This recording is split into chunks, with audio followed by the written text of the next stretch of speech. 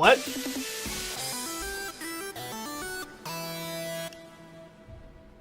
That was whack. Hey! Guess what? It's time for Strafe. Wait. I don't know what corner I'm supposed to be in. Well, we'll find out. Howdy doody. Where is everybody? You've seen me play this game before. Two Flower for 45 months. God, I have to look up here. That's fucked up. We played this when the demo came out, which is exciting. But now it's got a full release, and I'm looking through the options here, and there's one that says make Strafe worse. Gonna go ahead and get that on. Well, that seems fine. TXC2 for 26 months. Welcome back. Alright. I think we just... Tutorial? You never played the tutorial 90s game. Read. Book. Okay, I can take a hint.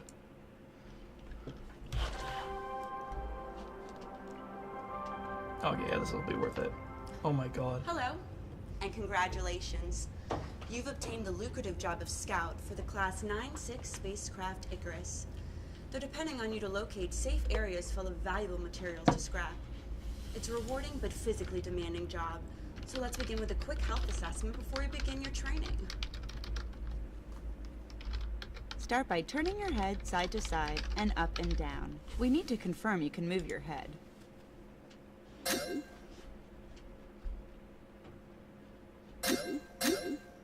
Thanks. I'm seeing good numbers here. Now if you could please increase your heart rate.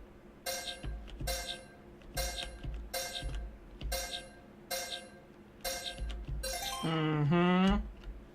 Keep it going. Let's test your limits by jumping in place.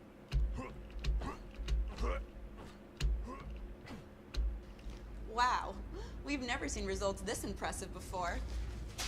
You're more than ready to travel to the edge of the galaxy. Yes, I did say edge. The core system is already oversaturated with scrappers, and we know you'll enjoy an adventure. Here are 3 quick facts about this core sector. Number 1, humanity knows nothing about this sector. Number 2, it's a historic opportunity, as no scrappers have returned alive from here before. And number 3, you'll be fine. You and the team will be beyond contact range, so please, take a moment to say your farewells to family and friends. Peace. Okay, let's get scrapping. At Icarus, we pride ourselves on collecting and recycling discarded materials and space waste. As a scrapper, you need to recognize scrap as something much more valuable than average trash.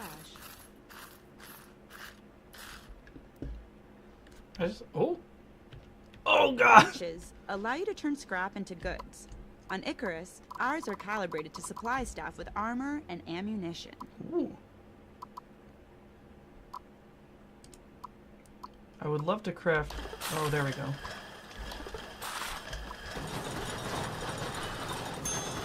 We also allow you to make extra income by finding scrap off the job and selling it to the scrap lord.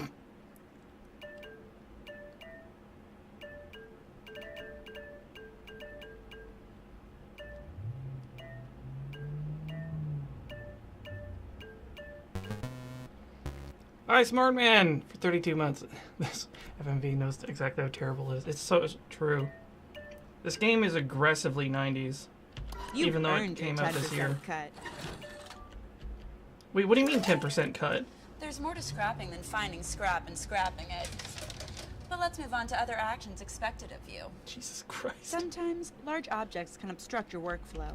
We found the best solution is to pick the item up and throw it in any direction out of your work zone. Oi! Icarus Conspiracy, is a massive, multi-level conspiracy of spacecraft. cartographers. Lifts make getting around Welcome back, manageable. 26 months. Give Press my regards use to the on scrap mechanical lord. walls to activate lifts, but be careful of ceilings and ledges. Your scrapper's comp does not cover time off for lift-related crushings and cripplings. Sorry, the fucking lift zone font. I just want to... Oh, dear God.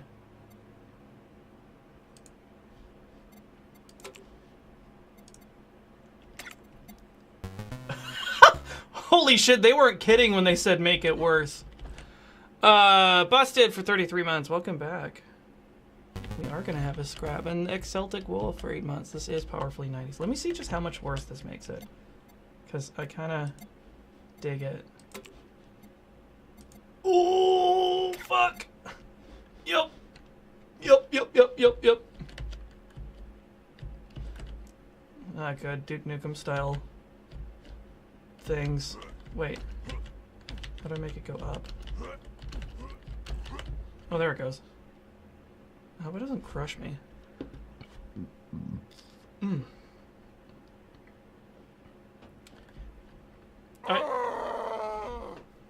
We do, however, offer free health care for scrapping-related injuries. Our lunches are packed with the best drugs available in the galaxy, so you stay healthy and smart and never question your life choices.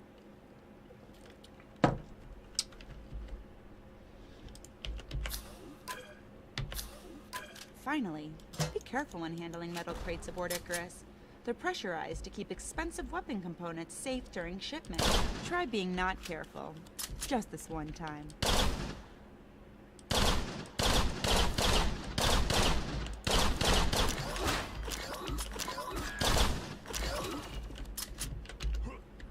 Of course, these are just the basic Is her hair requirements to getting perform bigger, your or am I duty. hallucinating? But we can tell that you're a self-starter who prefers a hands-on approach to learning, not someone who wants to waste company hours with expensive training modules. We love that spirit. So experiment often and stay safe out there. What do you mean continue training? Oh, I see.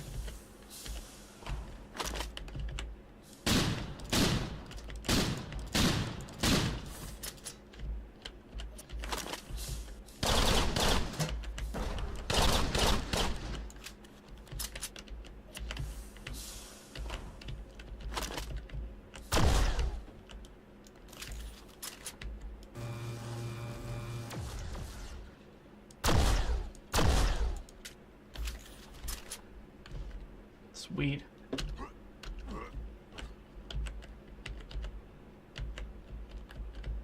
I guess you can't overheal. Oh, there we go. Now I can actually see it. I can't read my fucking scrap. Yeah, boy. Fantastic.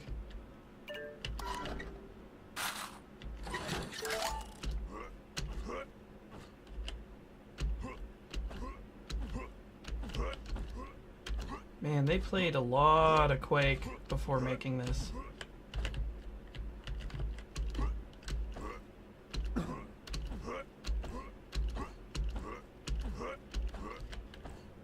Look zone.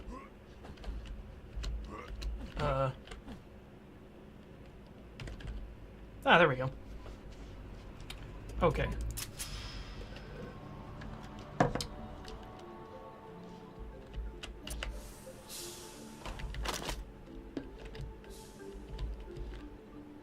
Let me see how much slightly better all options.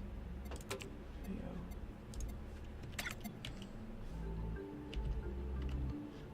Oh, I guess. I feel like I'm missing out on the true experience. Playing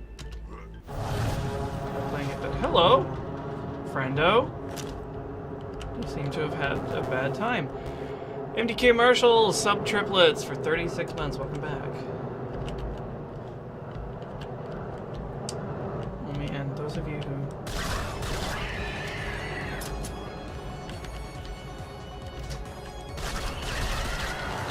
Oh god, that's a lot of mans.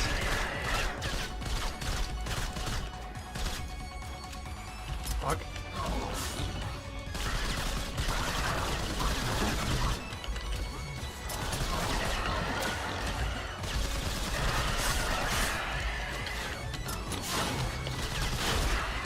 That's really quite a lot of mans.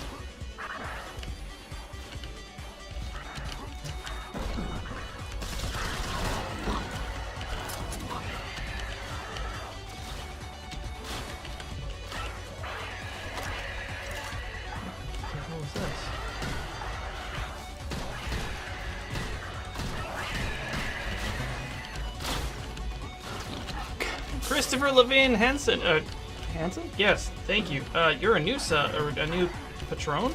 Yes, that is what you are. Welcome. I got my hands full here. Okay.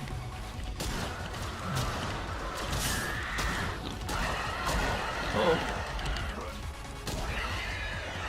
Boy, I sure hope none of you are motion sick or prone to motion sickness. Oh, I was wondering why my reload animation looks so weird. You can just beat people to death with your shotgun. If there's anybody left. Like this asshole.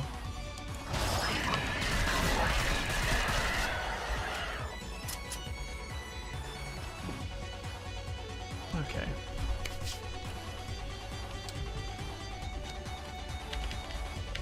Let's figure out where the hell we go. See, this is cool because it's the same, it's the aesthetic of these 90s kind of games, but with like the sort of conveniences that we kind of take for granted of a modern game. You know, like persistent gore, like shit tons of mobs on screen at once, that kind of thing.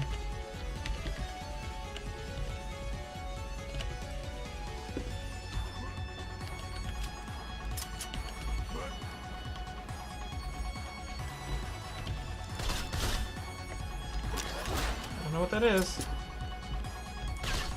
That looks like a barrel. Yep.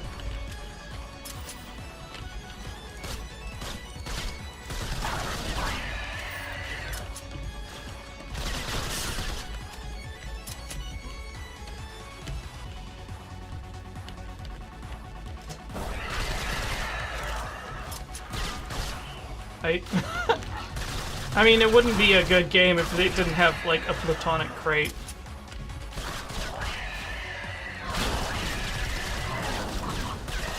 I like that it's non-functional. I've been paying attention to my other streams. Like, look at this motherfucker.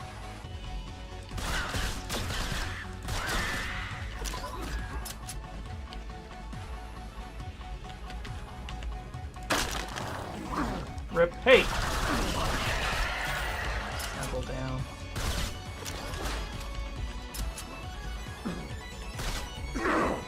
What the fuck? I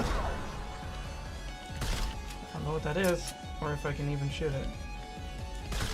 Hello.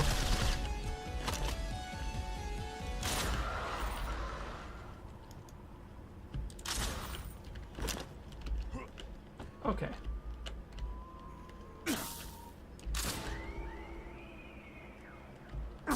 Did I just kill? Oh, the orange stuff hurts me. Isn't there food back here? Should probably investigate.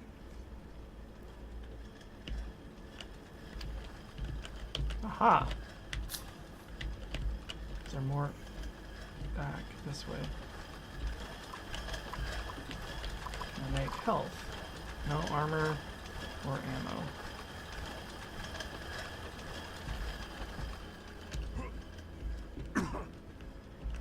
Oh! Is there food in here?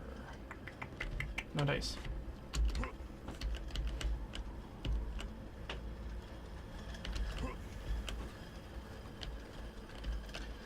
My headcanon is that, like, sci-fi food like this isn't food at all. It's actually just, like, extruded flesh filler. You just, like, squirt it right into your wounds.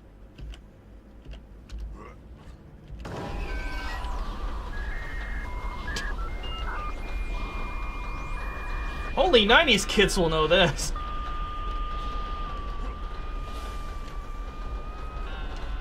I was born in 81. Does that make me a 90s kid or an 80s kid?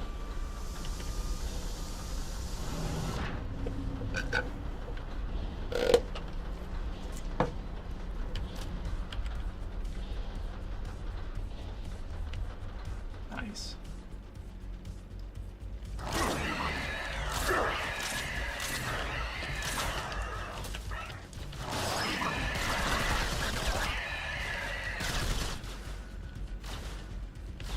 This looks awful familiar. Like, awful familiar. 4 posts and a bunch of drums with a window facing out.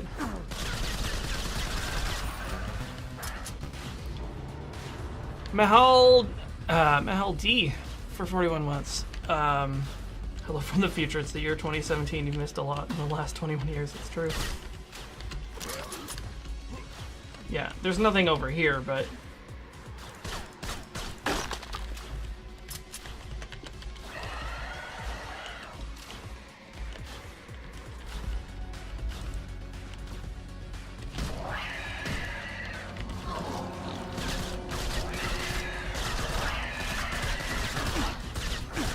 Hey!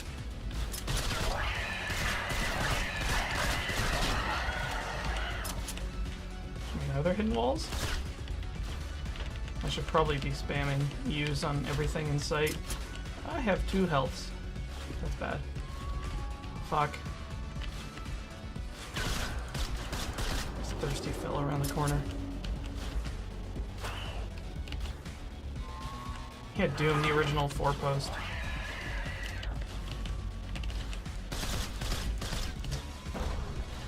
Get it? Yes.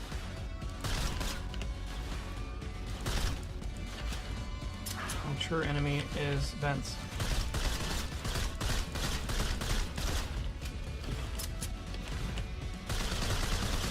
There we go.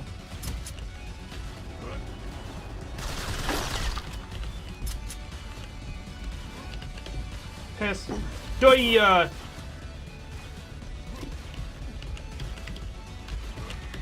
Ah.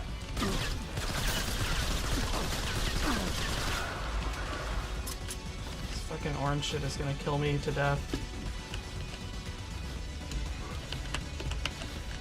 Oh, really?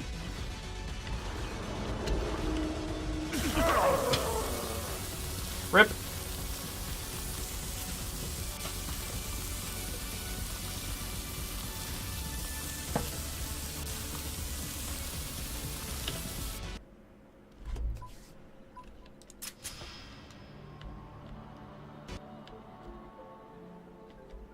Let's try the shotgun.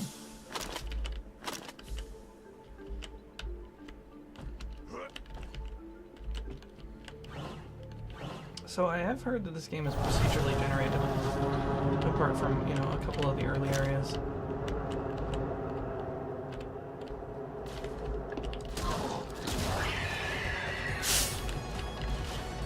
Oh, this is different.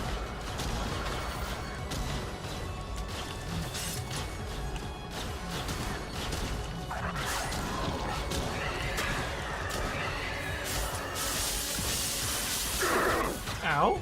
I did not know that I had an alternate fire for that. It's fucking orange stuff.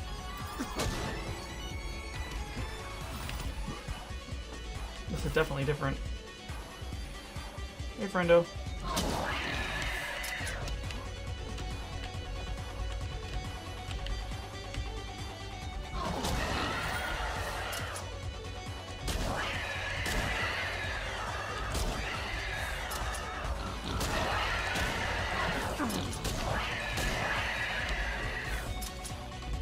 Who are pig friends, I wonder?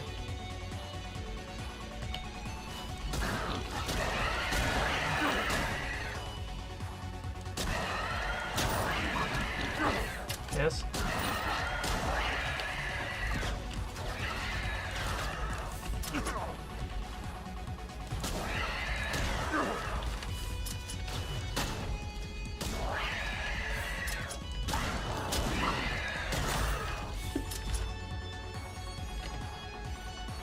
Oh, that's interesting. That's my map.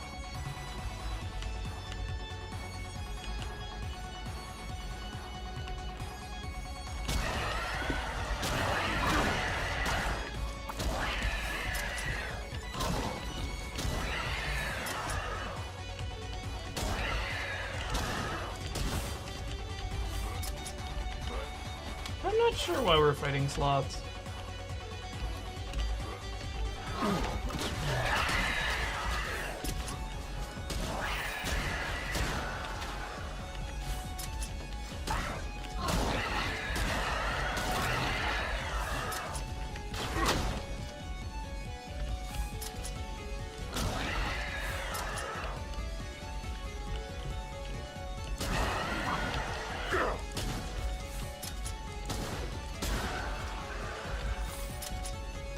This one's real uppity.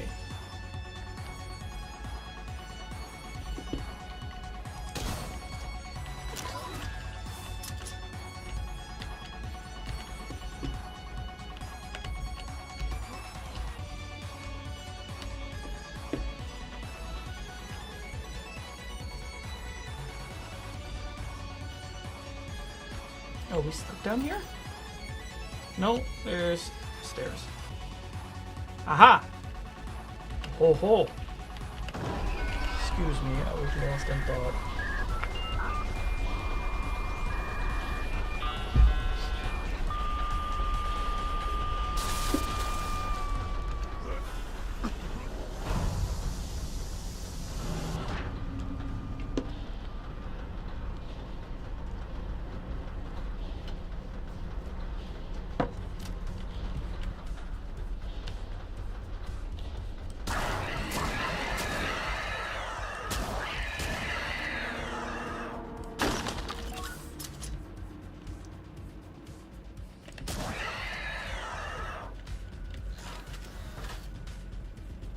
What?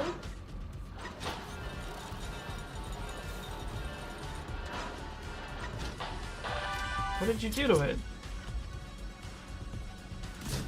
I beg your fucking pardon? Is that seriously my primary fire now?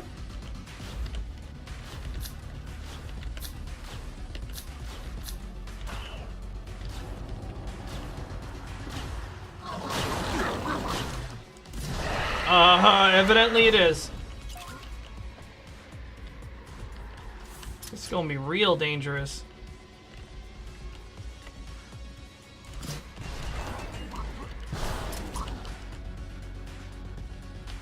I have to get these fuckers clustered up. Hello. See you in hell, boys.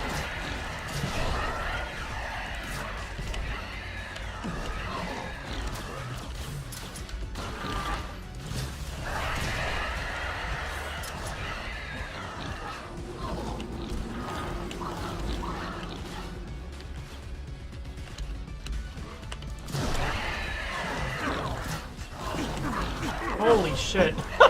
That's a lot of mans.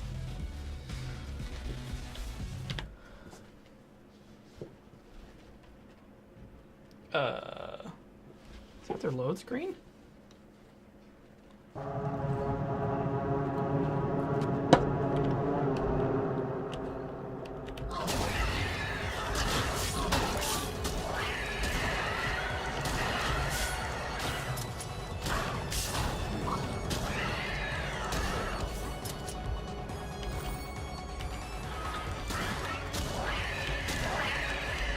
Probably try the railgun next. So I don't know which one I prefer the most.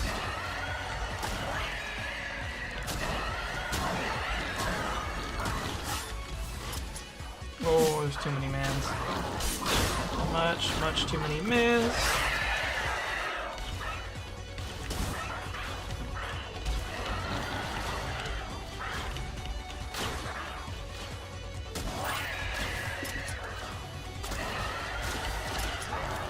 Oh, that's bad.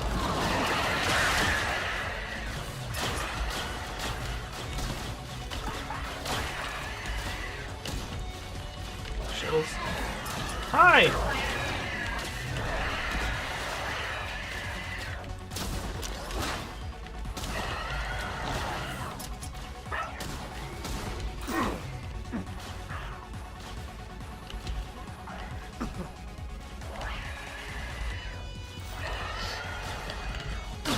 Robot?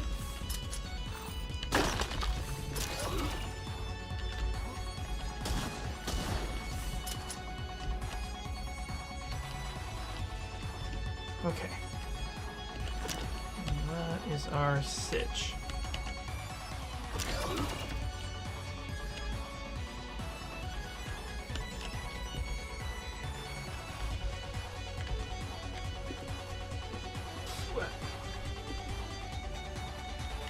Come on.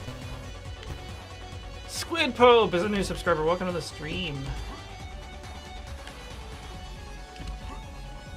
Oh, look at that. Looks like a bolt gun. It looks a lot like a bolt gun. I think it might be a bolt gun.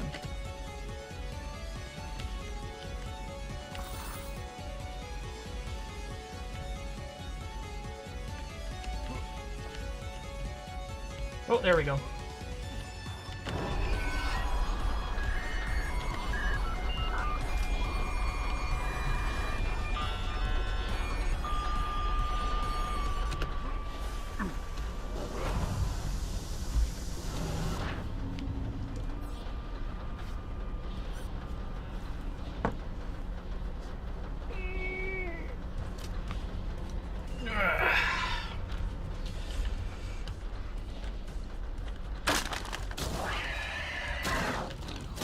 Hey, settle down.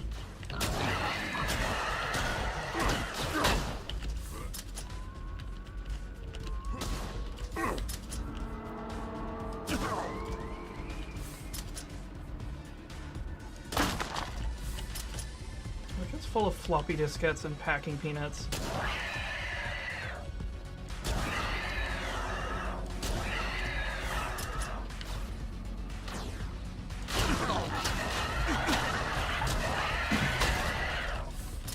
So I had a terrible realization just now. This is a roguelike. And I'm shit at roguelikes. Just FYI. So if we're hoping to make very much progress today, I would keep your expectations very low. Well, I mean, I guess armor.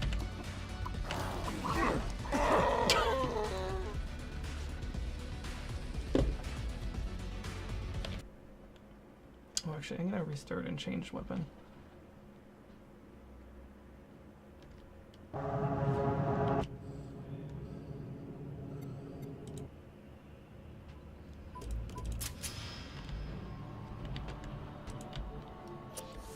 Machoin gun.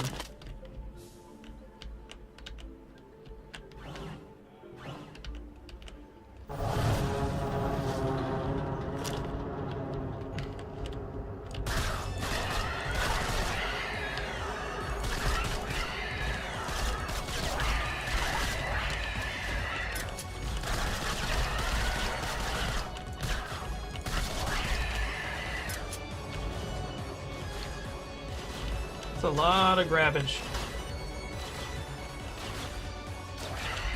They're shooting at me.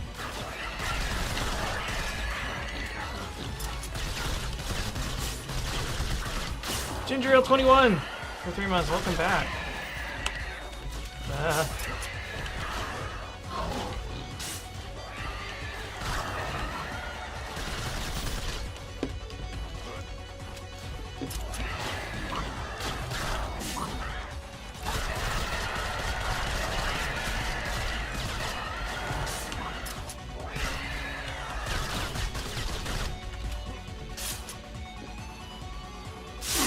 Yeah.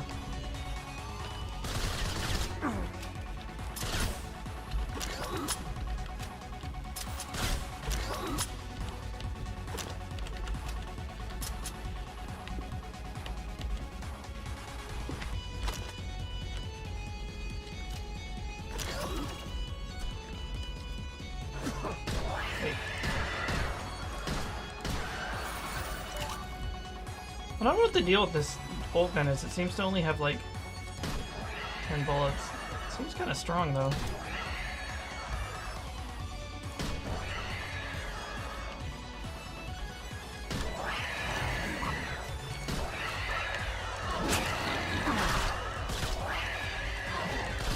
God, all these guys have a face that they look like a little bit like Emil from Nier.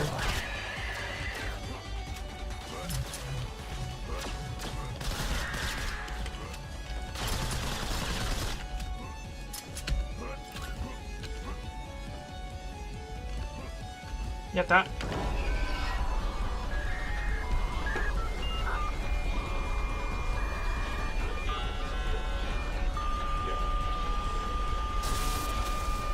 Hey, I know that shirt.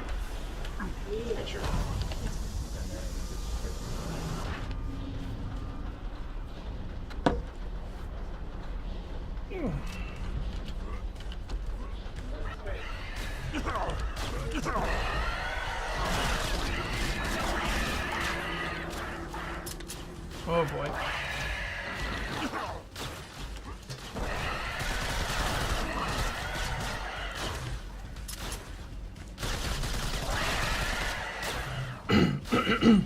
I'm unclear on when and where I get grenades from. Oh, that part's open.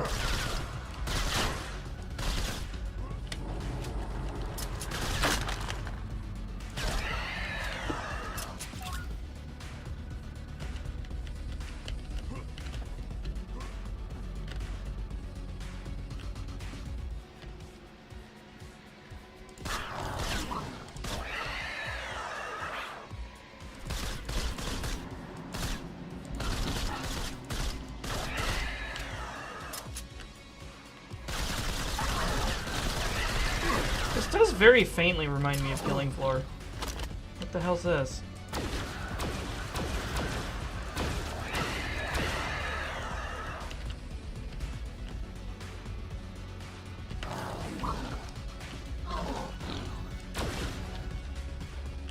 I bet you I need a green key.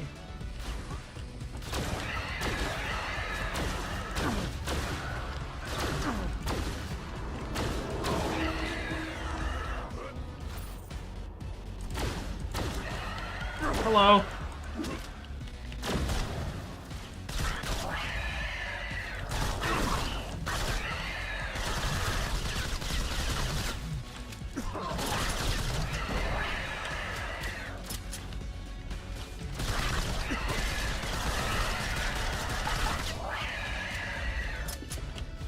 Sure is one health around here.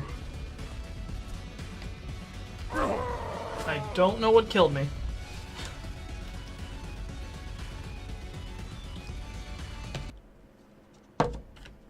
Whoops. Ah, no! There we go.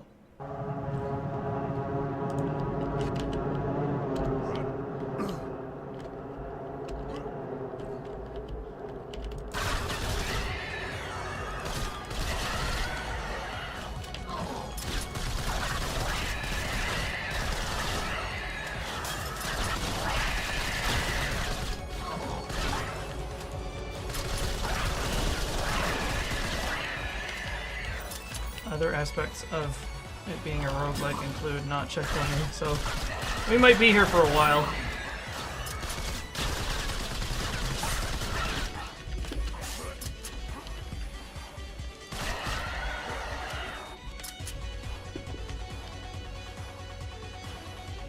Yeah, this game is extraordinarily quakey. I like Quake.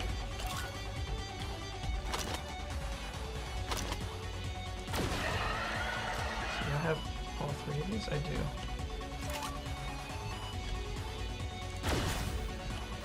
Scarp.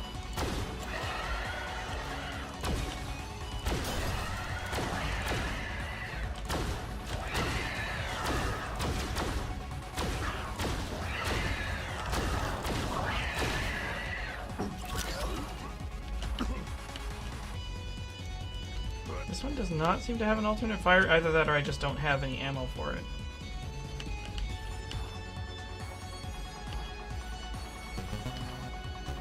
Brand link for 25 months. New Day Tuesday we get Alex playing some sort of Doom-like roguelike. It's true. Let's get... Nope. Chug, chug, chug, chug, chug, chug.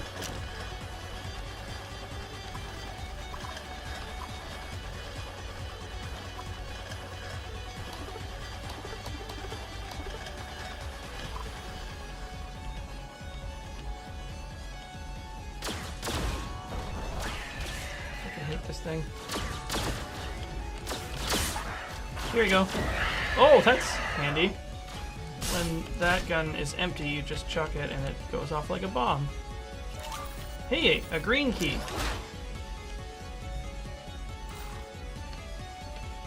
Can we go back this way?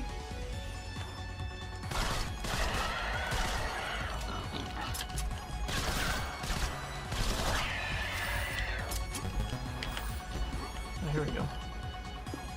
Steampunk Riker for 5 months. Shoot all the I'm working on it. Come on. There we go. Where the fuck was that green door?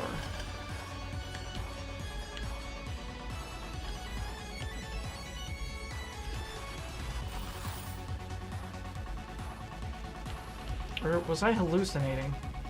Was that a different lifetime?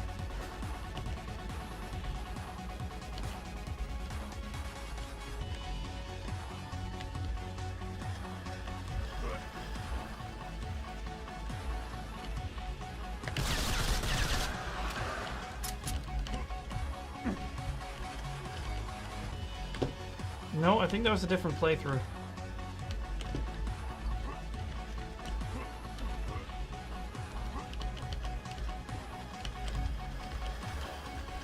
Unless I'm completely high.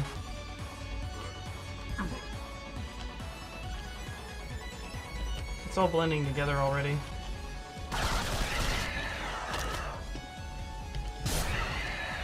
Oh! A Slanade Gruncher. Well, that's just peachy. I have not gone back to Catacomb Kids. There's actually a shitload of roguelikes that unfortunately fell into the early access trap, which was that they came out in early access, I played them, and was like, I really like this. And then I completely forgot about them. So, like, if they...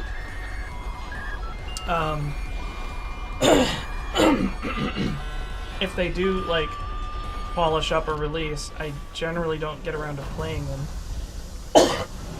Because the development cycle is just too long. Like, you remember when I played Darkwood? Yeah, me too. That was ages and ages and ages and ages ago. Are they still working on it? Probably. Excuse me.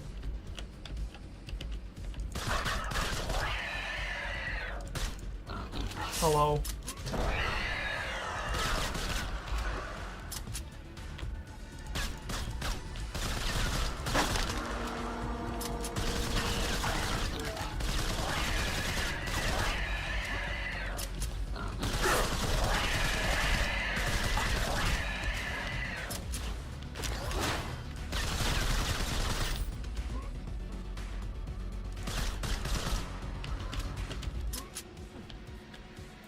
Like, early access is kind of... It giveth and it taketh away, right? You know, because on the one hand, it allows, you know, small developers to help fund their game as they get it off the ground. On the other hand, sometimes it's just like, I can release a demo, make all my money on it, and then never have to finish it. Which sucks, and sometimes that happens. I think you need, like...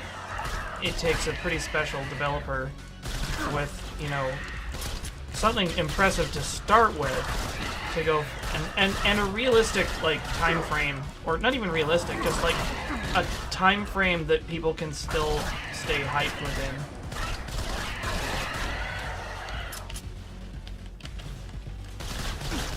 Because it's like, yeah, a lot of these times I've just, like, I've gotten the entire experience of playing it out in the time it was in early access, and then it's like, well, okay, you've had a full release, but I don't care anymore.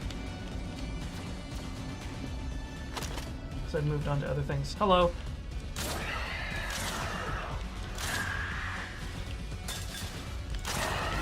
Yeah, I mean, Long Dark's the same. It's like, yeah, I was talking about revisiting it, but if I'm honest, I'm like, I've been playing other games.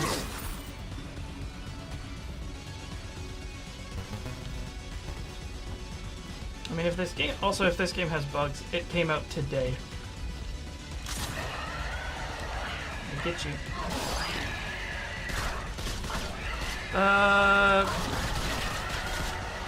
Babdoll! For 8 months, welcome back.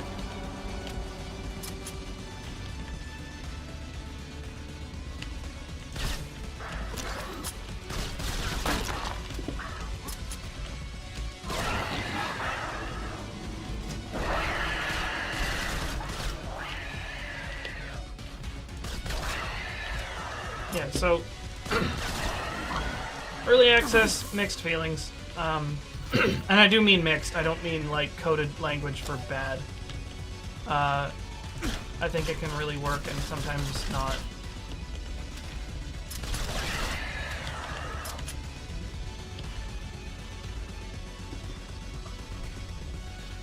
Time Ramicide is in pre-early access. Yeah, well that's because it's a fucking hustle. Is it updated?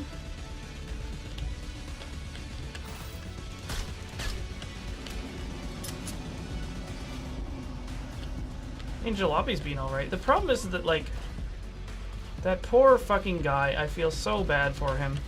Because he's he's slaving away very diligently and, like, releasing updates on a regular, like, schedule. But his game sales basically got destroyed by My Summer Car. And he's not happy about it. It's not that he's, like, mad, he's just really depressed. If you follow his Minsquirk's dev blog, he's just sort of like, well, I guess next time I'll make a game with lots of memes in it and then it will sell. It's like, I hate that there's a logic there because I like My Summer Car and I like Jalopy. What? You can't just open the wall and have more guys in there. I mean, that is pretty distinctly 90s.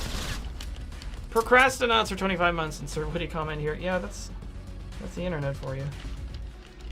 I bet you they've got a procedural generator. Like, you could actually just replace yourself with a Twitter bot.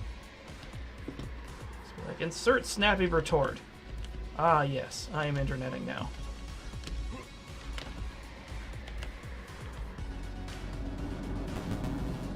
Sam's Pizza, welcome to the stream. Where the fuck am I going?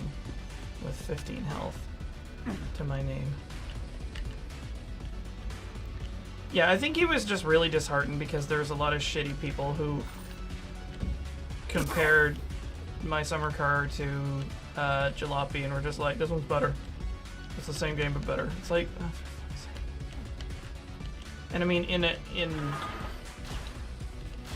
in huge numbers, like, it kind of sucks that those, shitty Steam reviews mean anything, but they actually mean a lot to developers. Because if a bunch of asshats pan your game for dumb reasons, that could just be your sales down the shitter. And if you're a small developer that like invested all your money, then it's like rip. Oh, what you gonna do to my gun?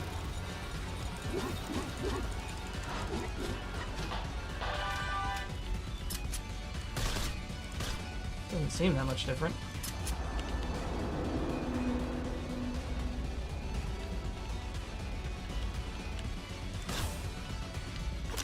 Food! I'll get that in a minute.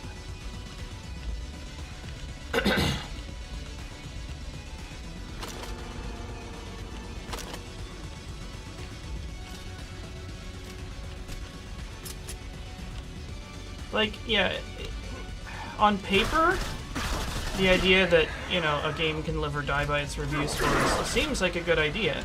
Except that, like, gamers are really fucking petty. So they can, just shit on your game for no good reason. And then that's like, well, there goes my promotion. And any kind of objectivity about it.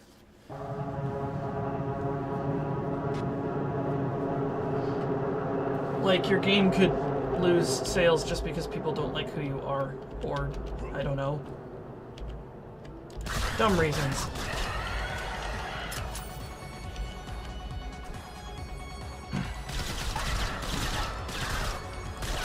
Yeah, again, like on paper, a meritocracy sounds like a great idea, but more and more I'm given to understand that it's actually like a complete sham.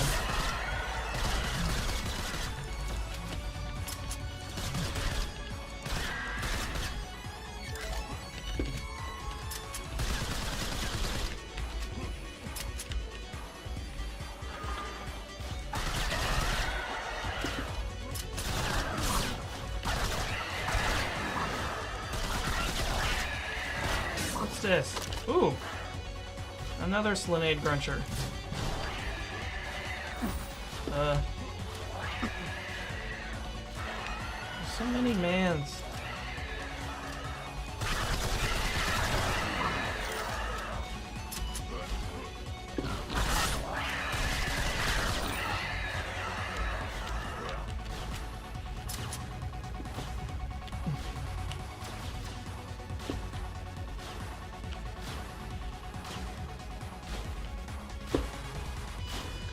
Like, the Steam review system is really fundamentally broken. I mean, if for no other reason than, like, people give games a 10 or a 0. 10 or a 0. It's like, I love it or I hate it. So, like, I think the people who put any amount of nuance into their opinions are in the minority. So you end up having ludicrously polarized viewpoints that aren't really worth anything.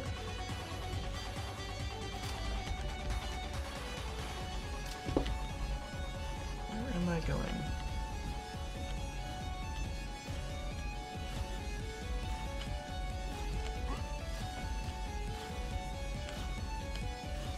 Oh, here we go.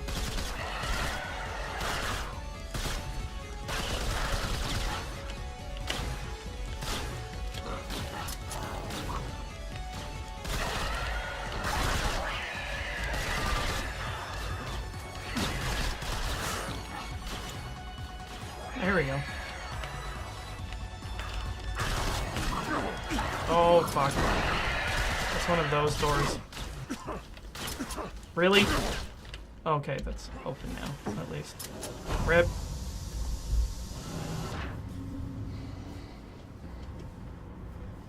Yeah, dang, that's right. You know, to say nothing of people brigading Steam reviews. It's like, oh, okay, so you got on the wrong side of a bunch of, like, shitty gamers, and now they're just gonna, like, bomb your review scores. Because it's not enough these days to just be, like, an asshole on the internet. No, you have to try and ruin people's lives. Why, in my day, we were told that you just had to ignore bullies and they would go away. That was before they escalated and tried to destroy your livelihood. Ain't that a bee? Look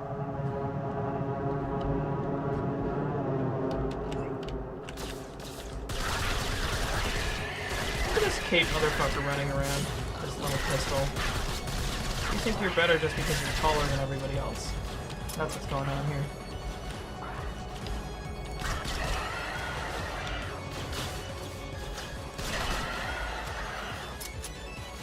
Where are these slots?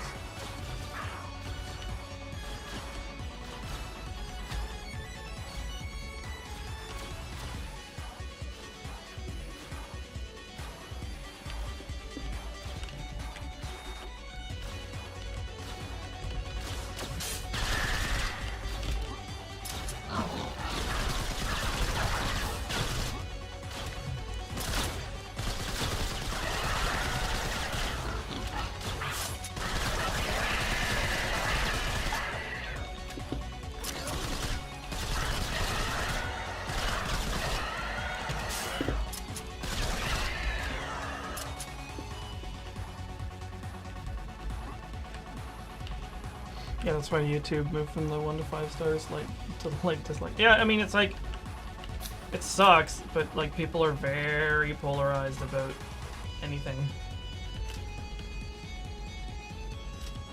I mean, that's probably why I pull so hard on most of my shows to like develop nuanced opinions about things. But, you know, it's easier to see in black and white, like a Doge. They're good opinions, Bront.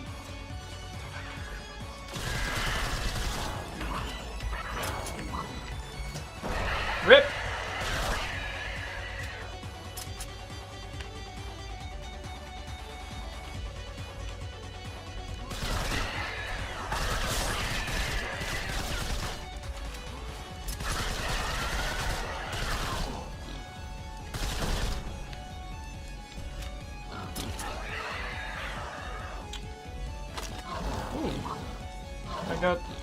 slime gun it, or whatever this is.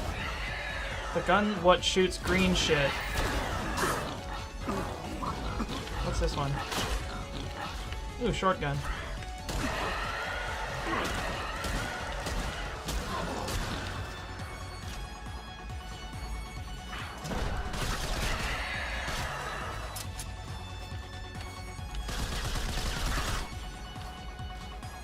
Why do I feel like I'm mazing these guys?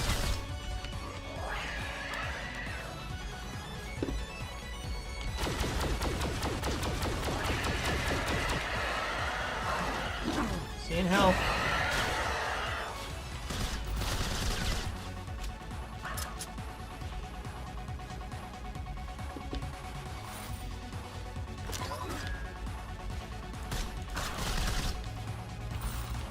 There's a bunch of power-ups that I've not quite figured out what they do yet.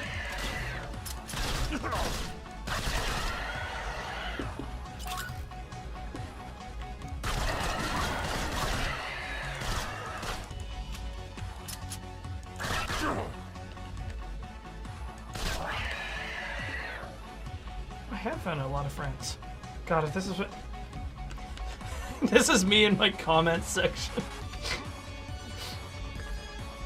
People will be up in my mentions like, hey! Can I interest you in my ill-informed opinion?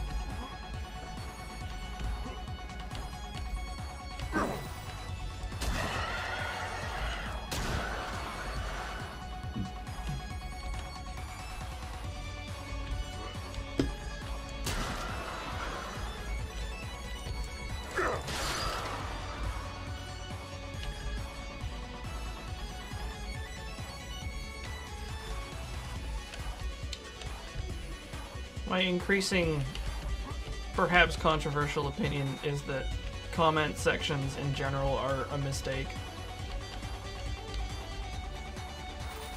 Just like giving airtime to anyone.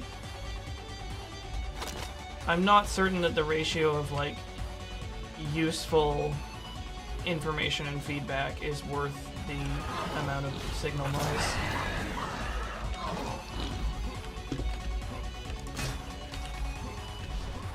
You know, they talk about, you know, don't read the comments. It's like, maybe we just shouldn't have comments anymore. But, you know, you gotta give... you gotta let people give their 2 cents, right? It's like, well, you actually don't. We got along fine before that, but... No, just let any nitwit with a keyboard put in his 2 cents.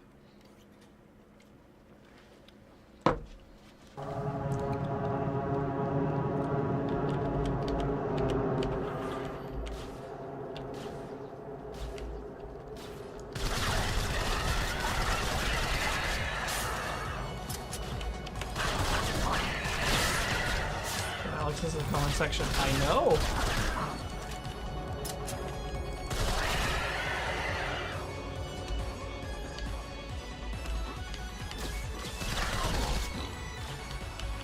It could just be a quantity thing, because like small, like the more people that are on a place, the worse the content gets. It's like, it's actually really simple to just watch that relationship on something like, for example, a Twitch chat.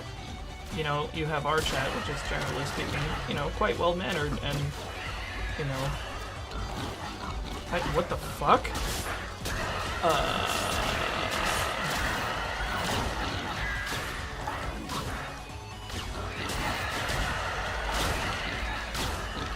I'd like to report a bug. But you look at the chat for any stream over like with like 6 figures watching, and it's just dog shit. It's absolutely dog shit. Every time, like every time. People like people just stop trying to communicate at all, and they just, like, they turn into cave people.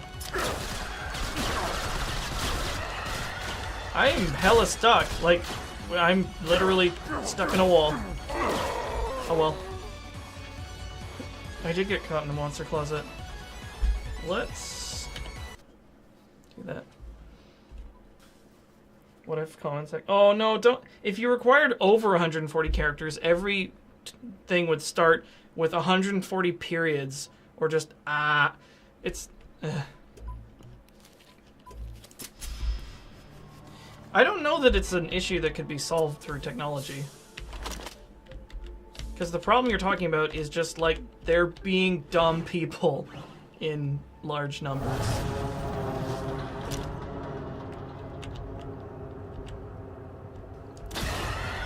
Or just people that are compelled to share their opinion even when it has no value. Because they have this ability to do so.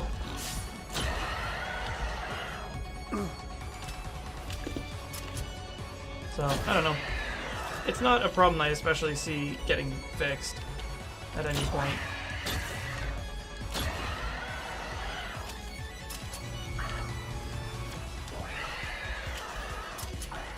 Oh my god, first. I don't presently really maintain a YouTube channel, but like, if I did, anybody who posted first would A, get their comment removed, and B, I would find a way to block them.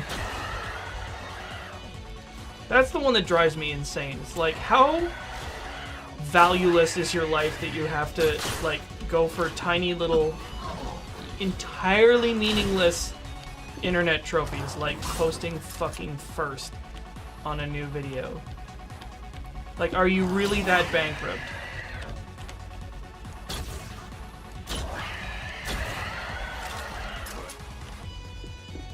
The sort of like commodification of like everything, right down to like these infinitesimal quantities that don't mean anything. They mean nothing. Here's some fellas. I missed. It's actually pretty hot.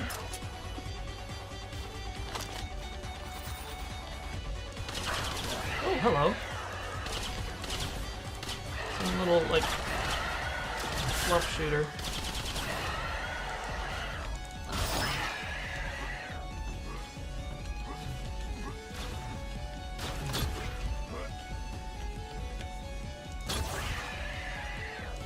I think I like this one.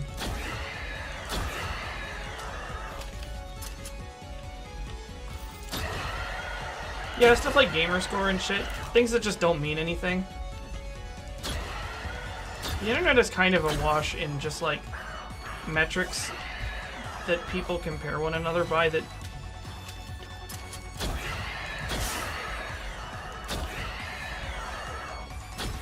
it's just like there's so many ways now for you to pretend to be important. Whoops.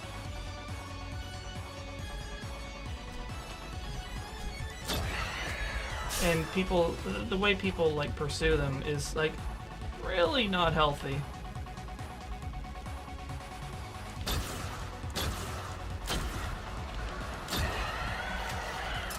Like buying followers.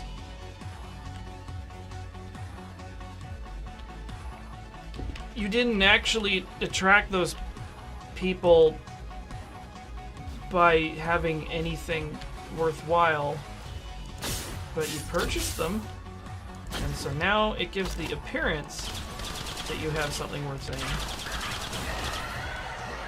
Or worse yet, you know, like, oh, I want to get my follower count up to a certain level, after which people will pay attention to me. It's like, the kind of person who, like, judges you based entirely on your follower count, maybe they're not worth having as a follower. I don't know. I have dumb opinions.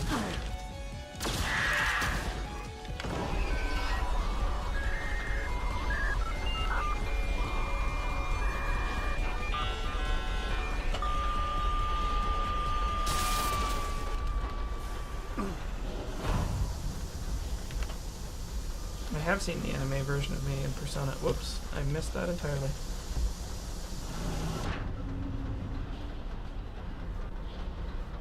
"25 games that changed the world." Twitter is number one. Yeah, that sounds about right. I'm getting pretty tired of Twitter. Like, it... The honeymoon is, I think, generously over.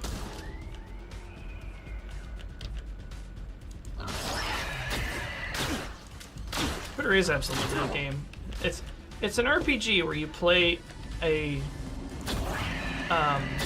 exaggerated version of yourself and try to get the most followers.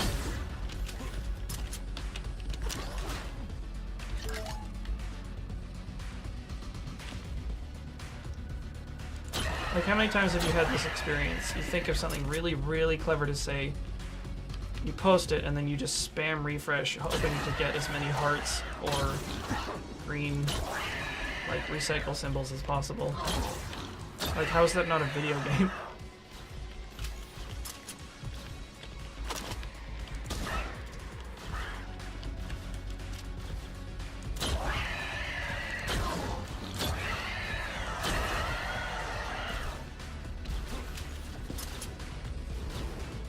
It's just, like, it's enough to make me say, like, fuck this shit, I'm out.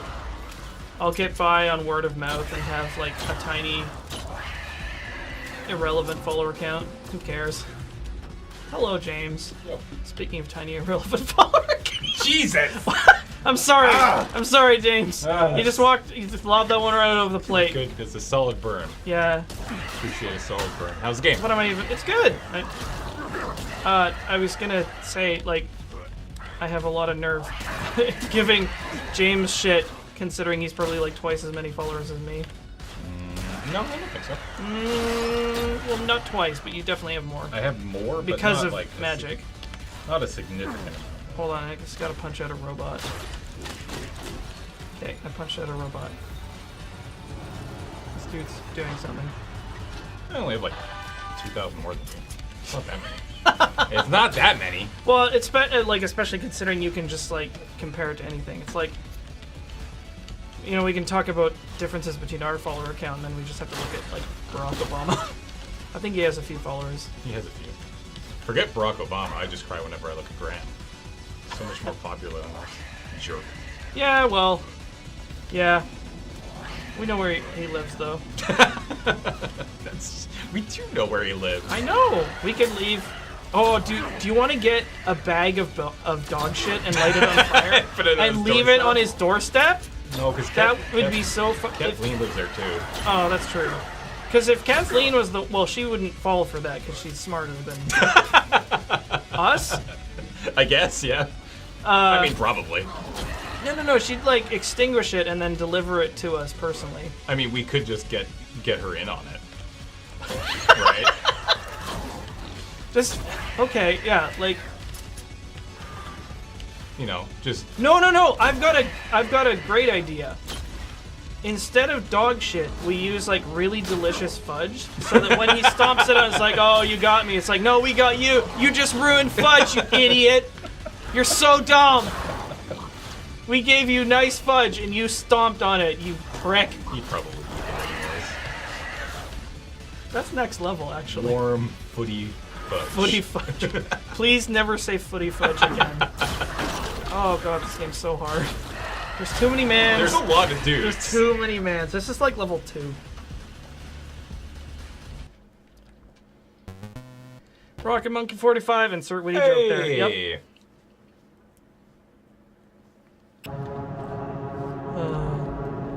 I mean, I don't think you would stop to smell something that was on fire. Probably.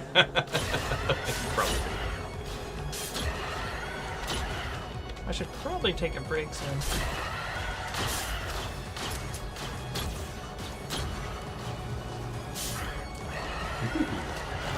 The big old PP doesn't... I don't know if it actually has a radius.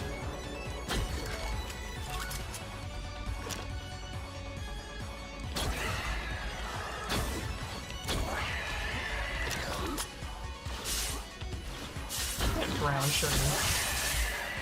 Kim, speaking of brownies, Kim made brownies, peanut butter brownies, and I want peanut butter brownies. yeah, you do. Also, her buns were really good. No comment. Yeah, I was eating her buns the other day. No comment. They were so fluffy. Stop it. You just like split them open.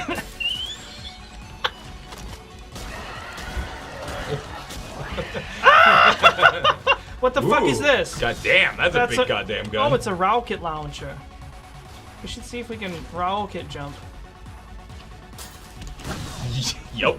I mean, that didn't work quite as well. My bones! It definitely looks like you can. Metaperp! Woo, 2 Oh, months. heck. Split him open, Alex. Yeah, that's gross. Chug, chug, chug, chug, chug, chug. Oh, that's cute.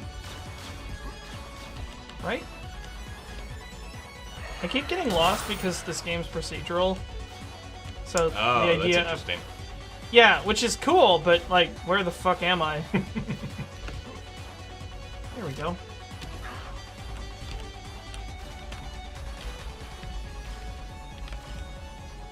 So that door doesn't open. Whoa, that's neat. I guess we're gonna go down that way. Wait.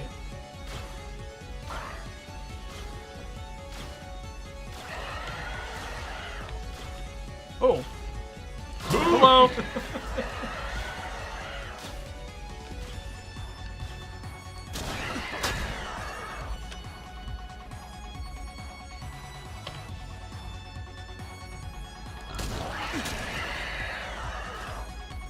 Batter up. Actually, I should probably use this rockets launcher.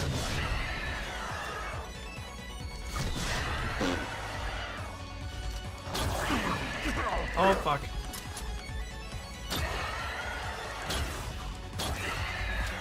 Oh, I see the recharge there. You goddamn machine gun.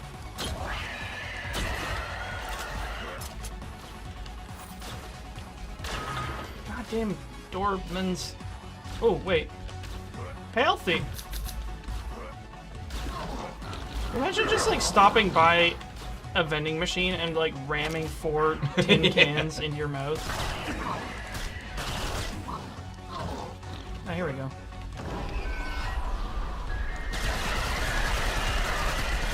See ya. Now I understand why the door opens so slowly. It's to keep you from speedrunning so hard. Oh, I should show you make Strafe worse. And then I'm gonna take a break. Okay, so this game's pretty cool, right? Yeah.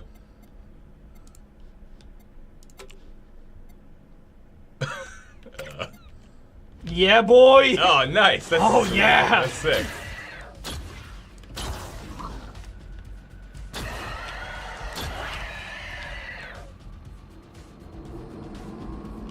God.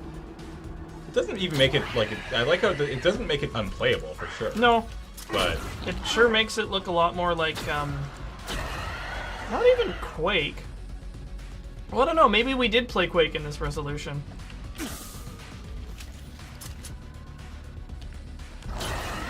yeah, that's the thing is that it didn't actually change. Actually, hang on. It didn't change the resolution there, did it? It just changed the.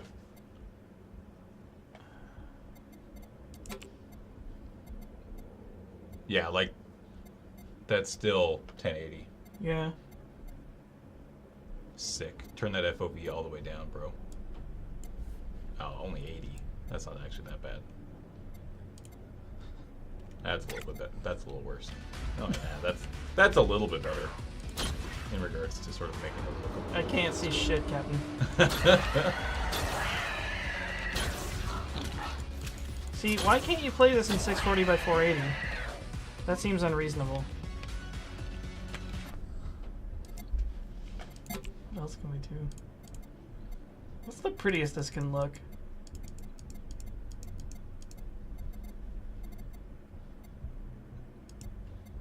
You can It does 4K. That monitor doesn't do 4K though, so Oh, well, matter. who cares? And you can turn the FOV back to, what does it go up to? 100? 95. Oh, okay.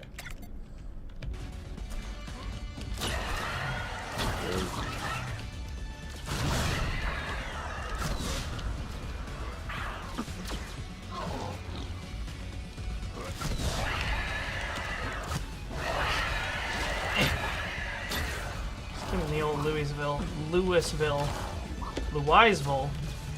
slugger. Ooh, perfect. It's a Slenade Gruncher.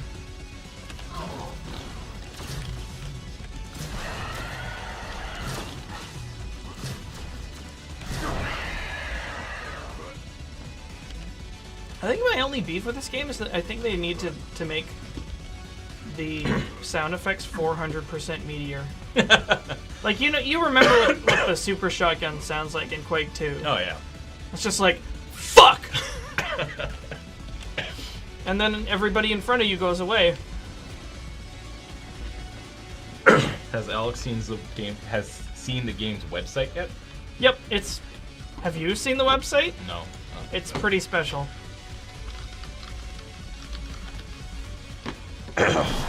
Ow. I'm okay. I'm not okay.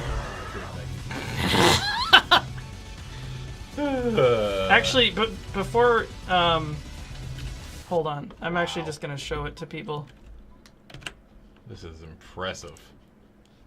Like, this is real special. Hang on a second. Is it strafe.com? Strafe1996.com. Oops.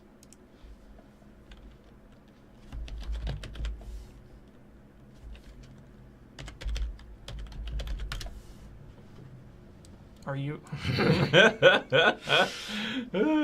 Are you over 18? Oh my yes. goodness. Yeah. Oh, That's impressively 90s. This, like, Table and everything. tables and fucking different fonts, including Comic Sans, flashing The flashing text, thing, the animated scrolling, GIF scrolling text. the separator, that bloodline separator. That's real good. Yeah, that's very I like that. incredible. What happens? Here's a question. What happens if you say no? Sorry, champ. Here's a list of sites that are more your style. You can play Minecraft. Parrots are cool. Wait, I love school. Wait, scroll down. Okay, Skrillex. Adventure Time. A kitty eating watermelon. Parents, pay attention to you. Have you ever been disciplined? If the answer is no. Call of Duty. And fuck. All right, I am going to go away for a little bit, and then I'm going to come back. That's really good, though. So, burbs. Burb.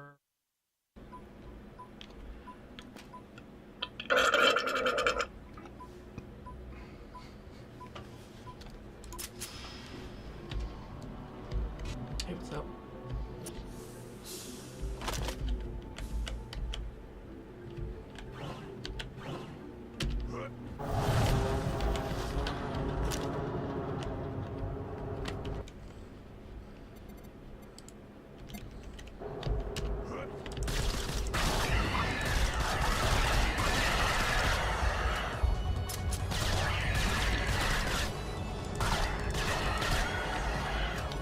Wait, what?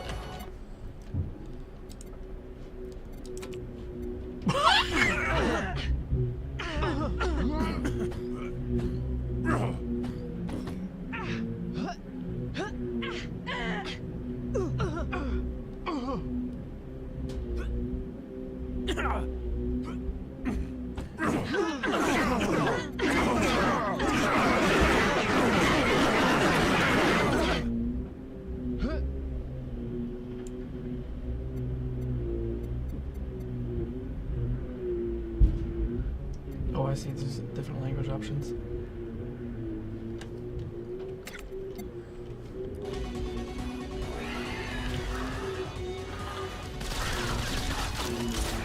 Fuck!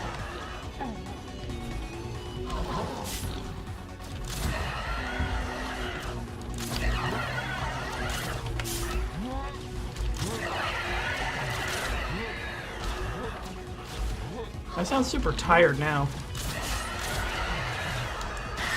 God Do-do-do-do-do.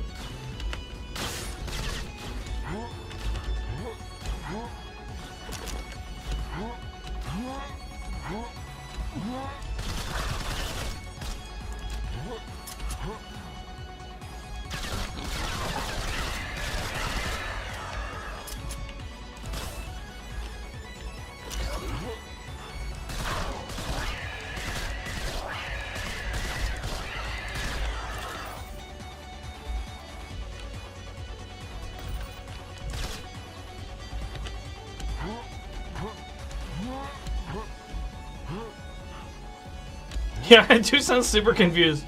Huh? What? My name is... Huh? Out of bullets.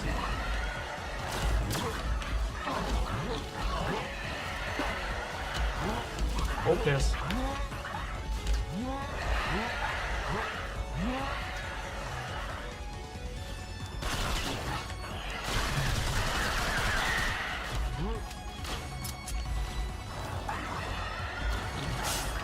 Bluest let excite. Oh, fucksicles. There it is. God damn it.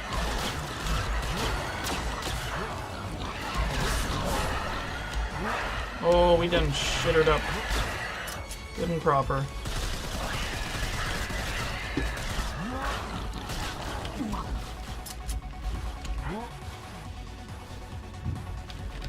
Why are we killing sloths? Because they're the enemy. Boy.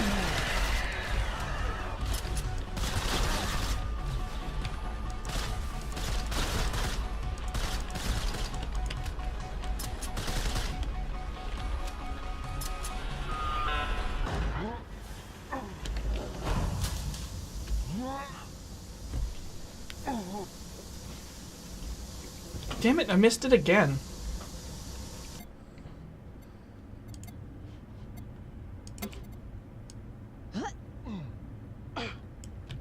There we go. Yeah, I can imagine this game is quite...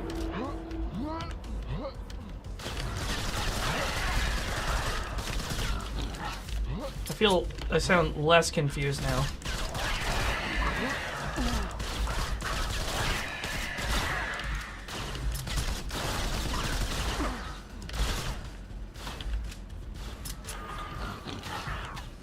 Holy fucking moly. Destroy 100 paintings. There's paintings in this game? RIP!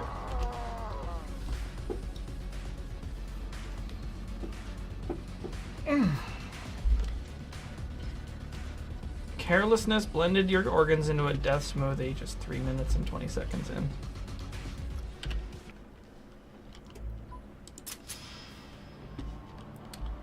I think I'm gonna try Railgun again.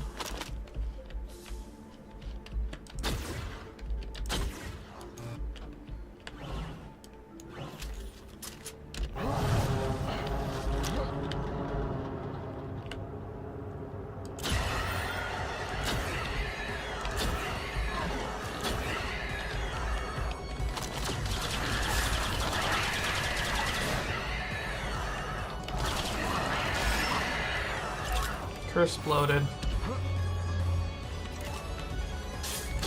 I do quite like shooting things and having them be dead.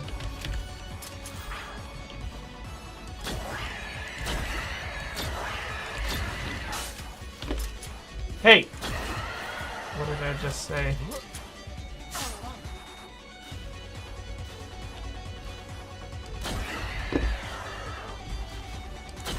Hey! Yes.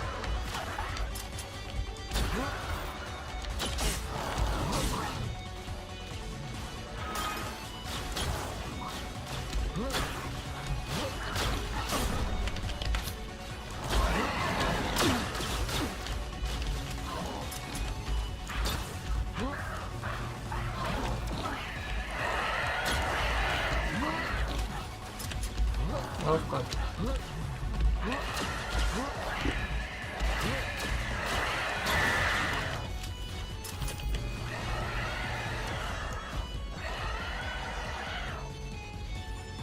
Okay.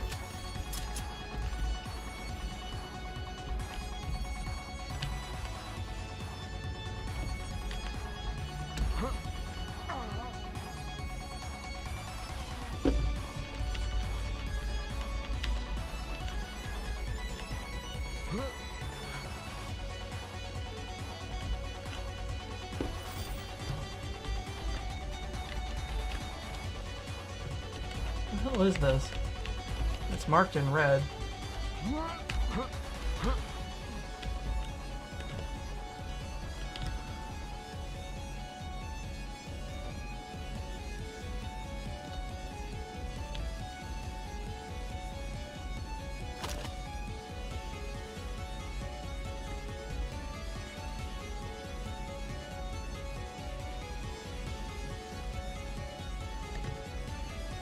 Dang it.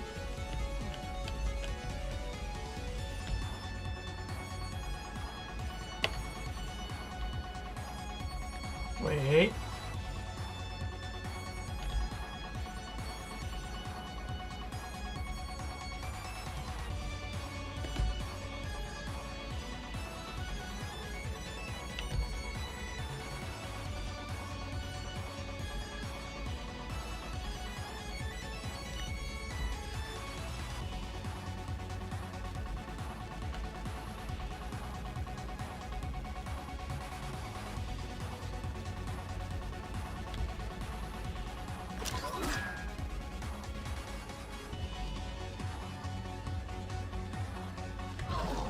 Oh, hi.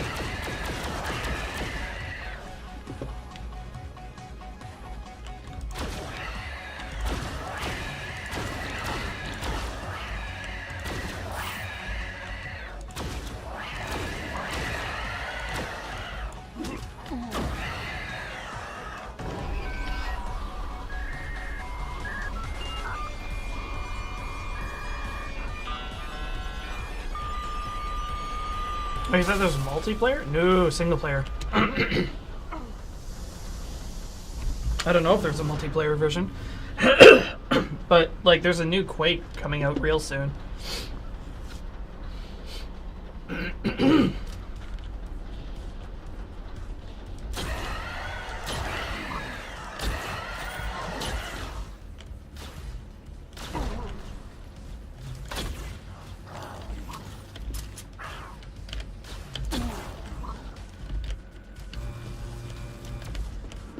I missed.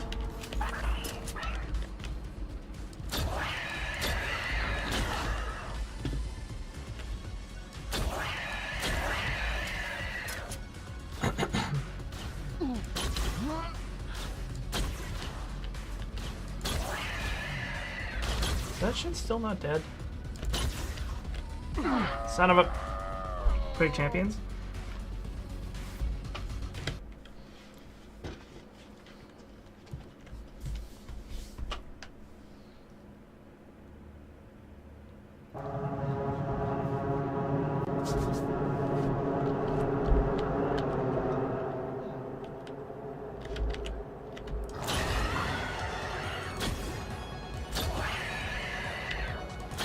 God damn it.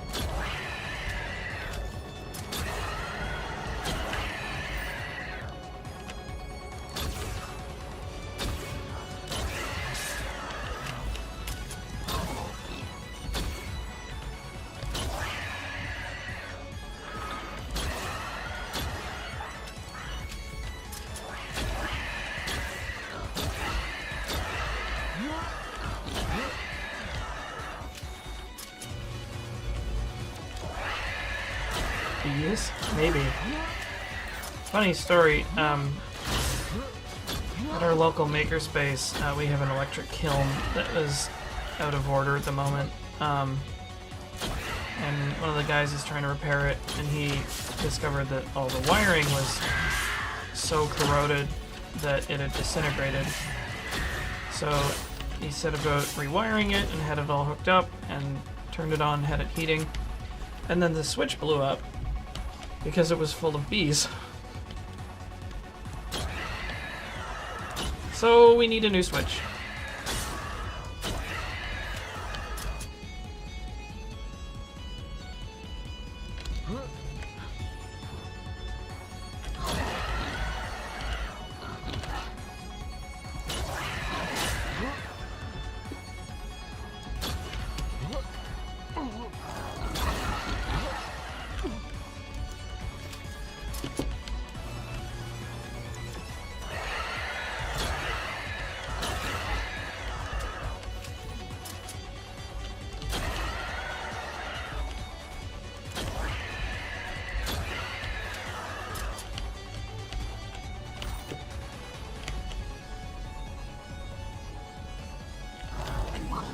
It could be worse. Last summer, there was a nest of hornets in the metal shop shed.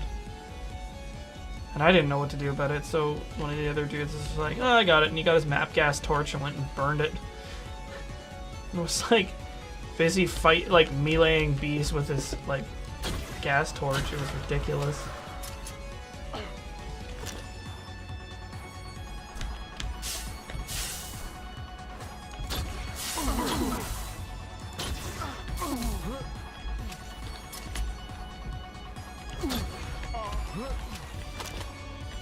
Hello, pistol.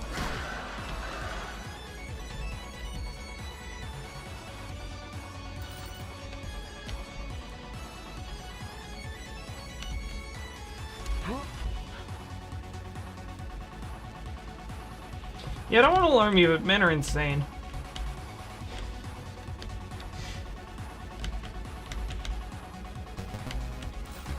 Stormlord 1210 for 2 months. Welcome back.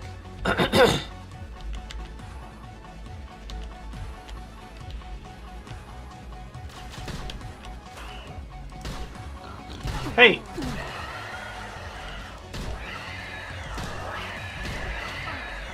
That thing blew up for some reason. Whoops, hucked it.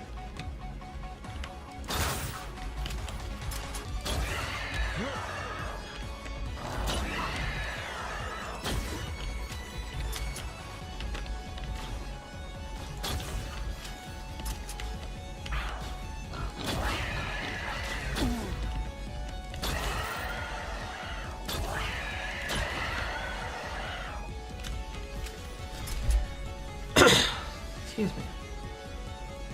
Do all men have a death wish? No, just a lot of them. Like...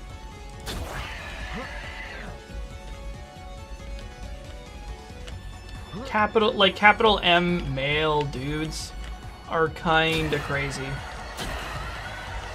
Like, don't get me wrong, everybody's crazy for different flavors, but there's a particular flavor of, like, self-destructiveness that comes with being a dude.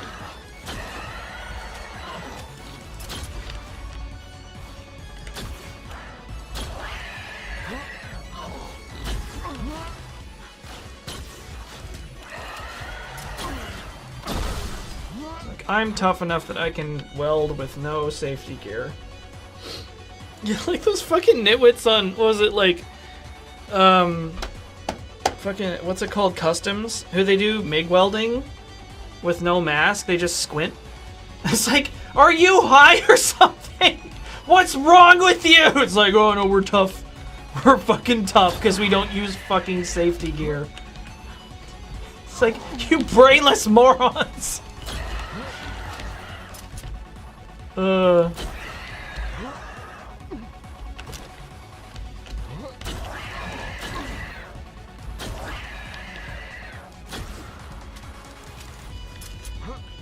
Gotta be macho. Yeah, like, squint welding is just like, you're crazy! You're crazy! God. Like, it's bad enough, like, welding in a t-shirt. Like, that's dumb. But welding with no fucking mask is crazy.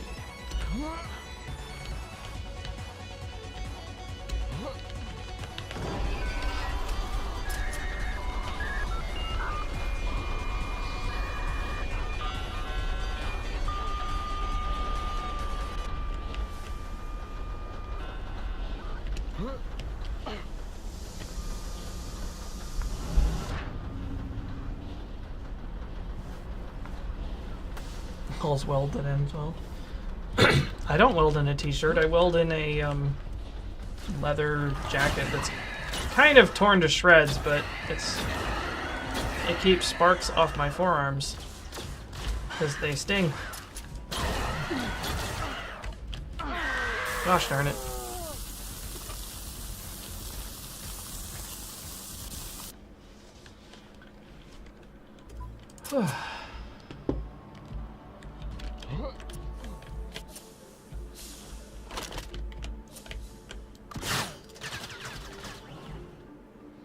Also, like a welding tan. Did you know you can get a tan from welding? It's true. You don't want to get a tan from welding.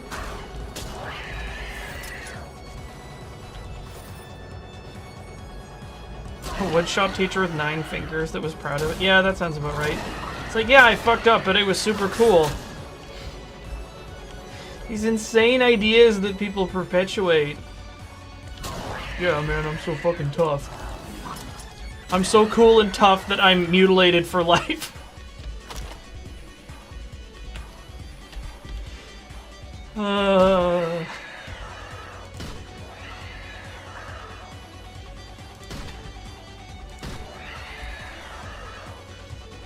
Because nothing says strong quite as much as not careful.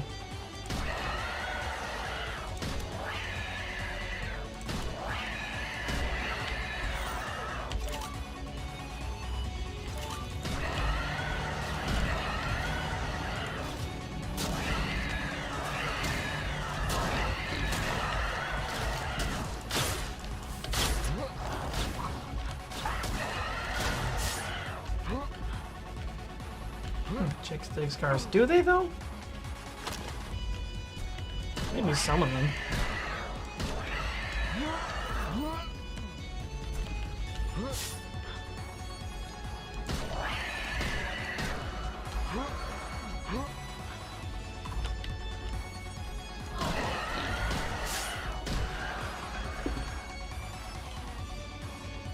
Yeah, if you had a catalog of all the, like, horrendous grave injuries men sustained and, like, didn't make a big deal about because they didn't want to look like weaklings, you'd have a very large number of volumes.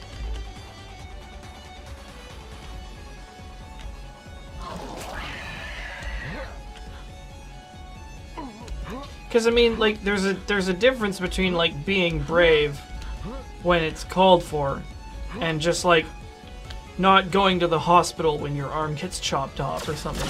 It's like...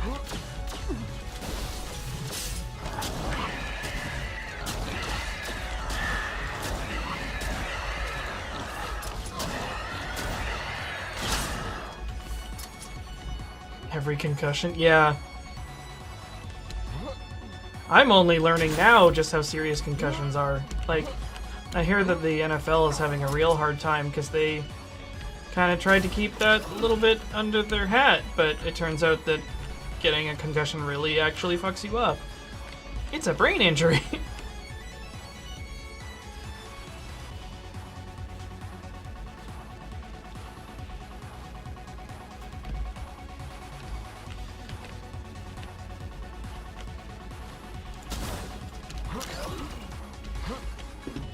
I mean, there's probably a comic for that.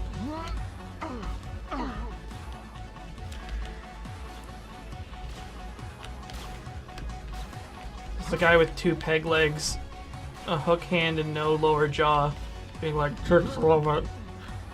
I'm so beautiful. I'm so beautiful and tough. I've got no fucking teeth because I'm tough." Are you, though? Or maybe you're just clumsy.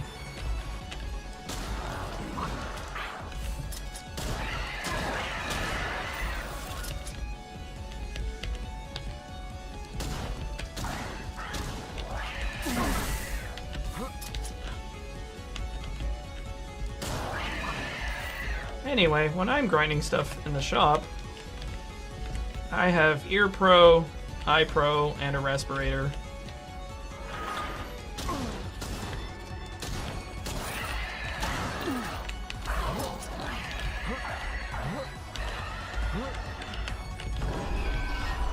when I'm welding, I have a leather shirt thing and a welding mask and gloves.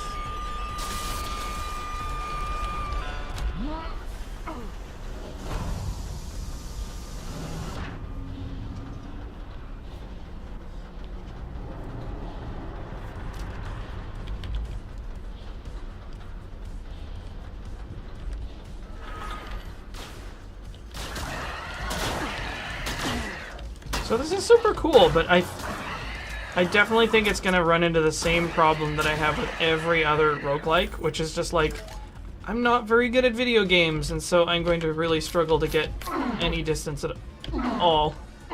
Yeah, that's what I mean. Well, there goes all my health. I love roguelikes. I really love roguelikes, and I'm shit at all of them.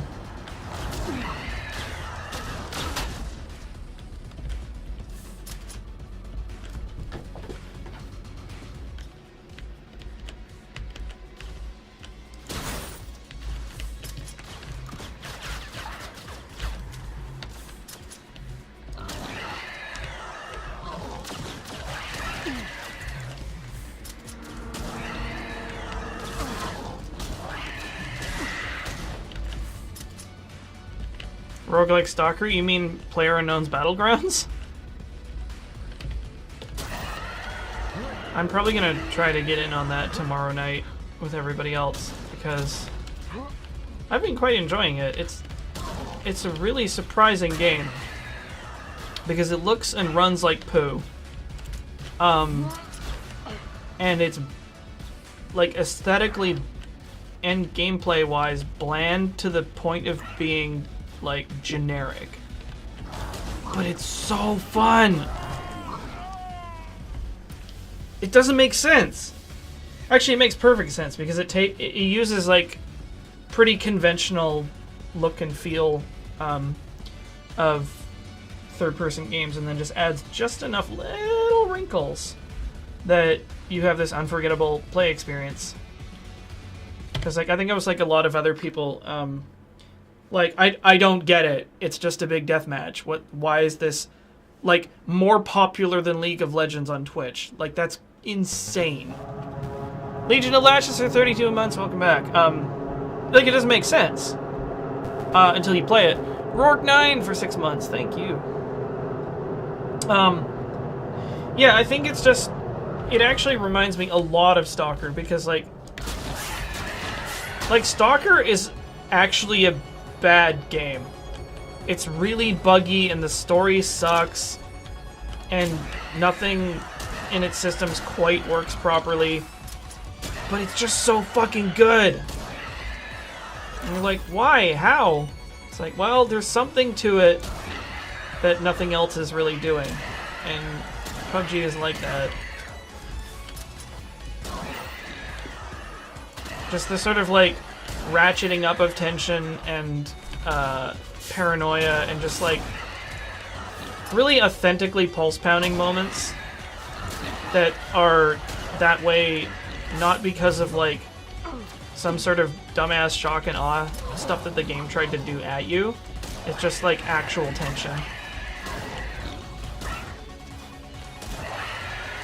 Like I was in like the top 10, maybe 6 at the end of the map, and I was crawling on my belly behind a rock, and as the zone started closing in, somebody sprinted right past me, almost stepping on me, because they couldn't see me.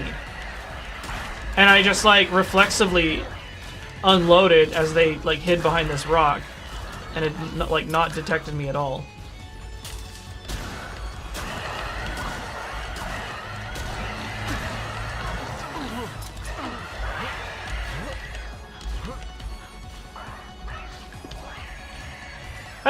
I don't think that it's anything to do with the underdog vibe. In fact, like the bugginess is actually like it hampers it. Like it sucks. I don't like that it's buggy. Nobody likes that it's buggy. Nobody likes that it runs badly.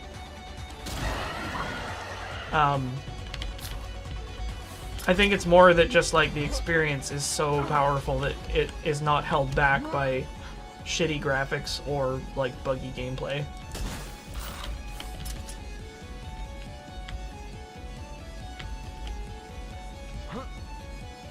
The thing is, like, the variety in the levels is irrelevant. Like, it's not about... It's weird to say that it's not about, like...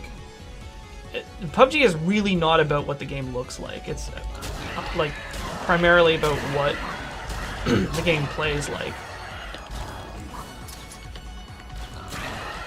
Like, it's not trying to be any sort of, like, milsim.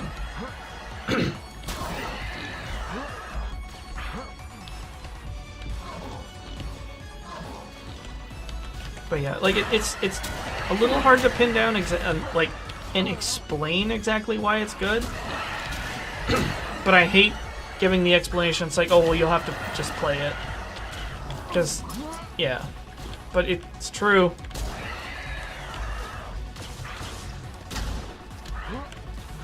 Yeah, the feeling of playing PUBG is where it's at. Like I said, it looks like poo. It runs like poo. The actual, like, shooting mechanics and stuff are like, eh.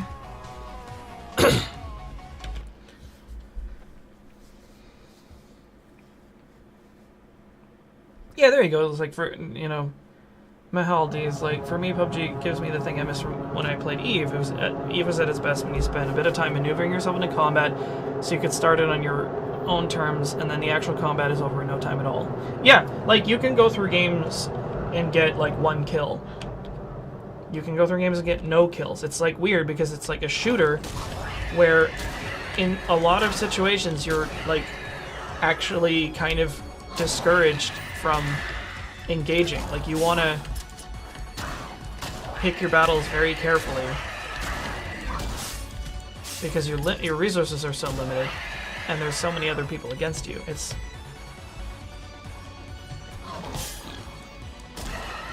I also never played the mods that the games are based on, so I don't have that context, but, like, our experience playing this has been very, very good.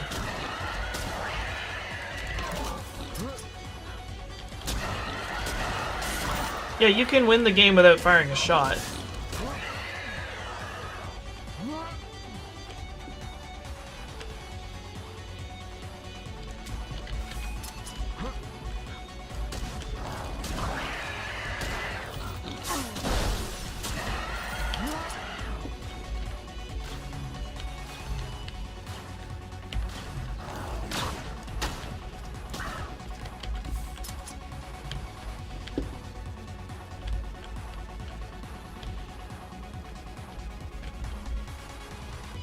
In theory, you would have to kill the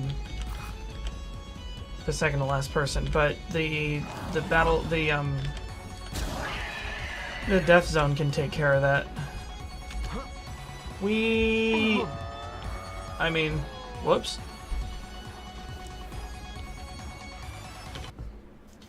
Yeah, like the contracting play area is a stroke of genius. It might actually be the best feature of the game because it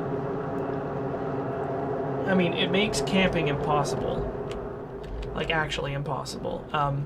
And it just, like, very cleanly and cleverly ratchets up tension incrementally and then faster and faster, and it's...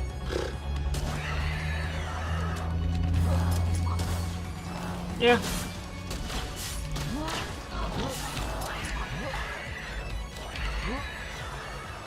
What does it do different? I don't know, because I've actually not like the PUBG is my first Battle Royale game.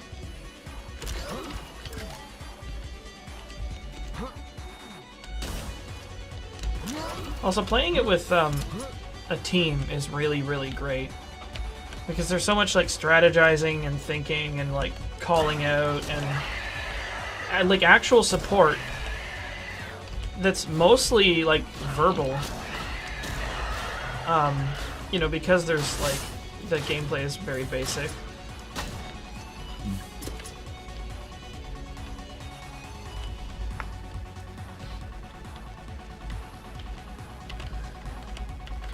Like, it's a fine game on its own. Although, like, turn the all chat off. But in a team, it's really special. Because you're just, like... There's nothing better than, like, just tooling around in a vehicle like 3 of you poking your heads out the windows and just like blasting everybody that comes along. Or not. Or just like Jeej flipping the car. Jeej.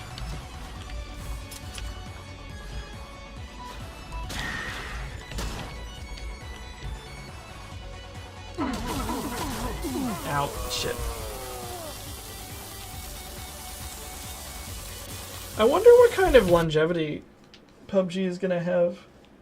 I mean, they need to work on their optimization problems. And their general bugginess. Their fucking memory leaks. Like, it really says something for a game that we're willing to put up with just how badly it runs because of how good the experience is. Like, that's saying a lot. Like, you know how I am with games, like, just running out of patience when they, it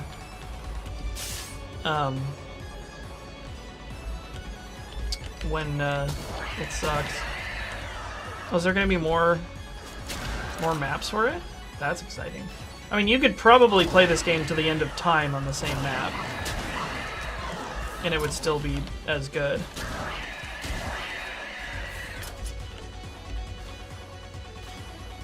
I have heard about the Dishonored 2 patch. Maybe I'll go back to it? Like, my hype may have just expired. I don't know. I mean, I fucking paid for it, so I guess I should probably play it.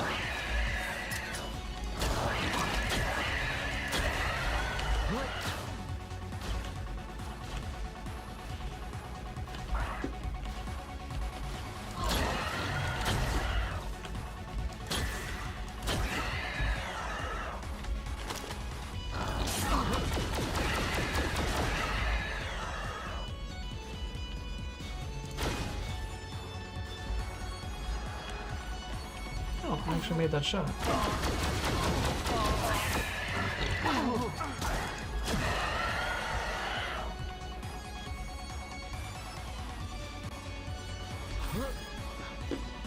Wait, what?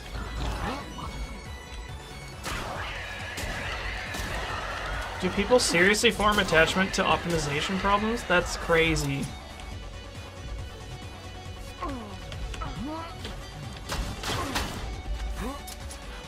Oh god, no, you're right. It's probably like, do you remember Guns the Duel?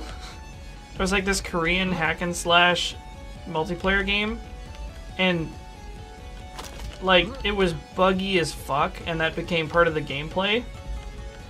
It was just like you couldn't be competitive unless you knew how to glitch as hard as possible.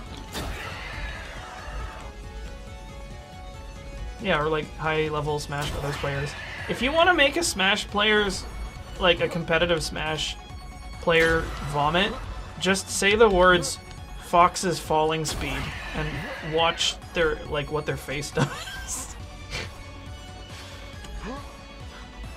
And I mean, like, it is kind of interesting though, because like, I don't know. Is the Division like finally like DOA because people can't glitch it hard anymore? I stopped playing it when people started finding exploits and then just like grinding up to like ludicrous levels and becoming godlike.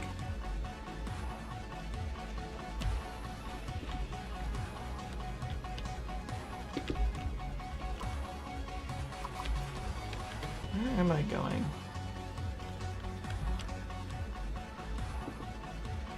It's weird though, because like I mean, it's not like they're entirely wrong. Like, if you play a game, like take,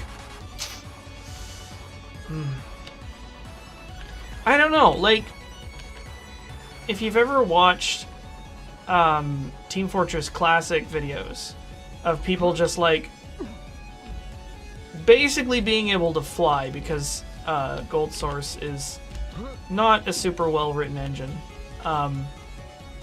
But that's like the fun of that game, is just like being able to do those like crazy tricks and stuff. And it's like, technically speaking, they're mistakes. But I don't know. I don't know. complicated feelings.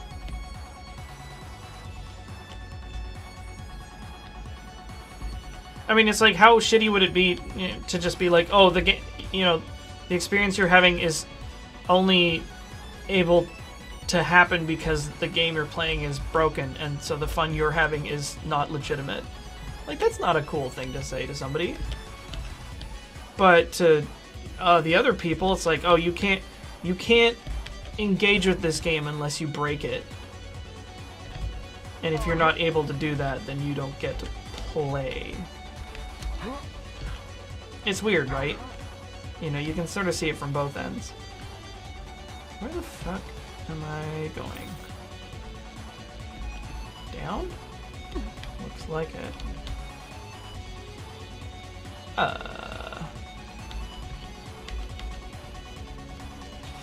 Fucking Ubisoft and their client-side data. That, wow. Yeah, it turns out that The Division was effortless to hack. Which is a shame, because I generally quite like that game.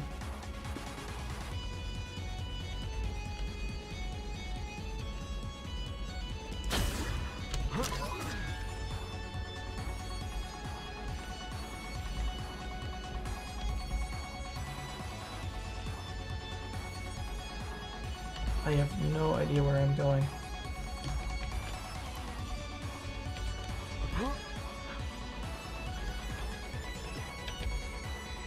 Oh god, it's so multi-leveled.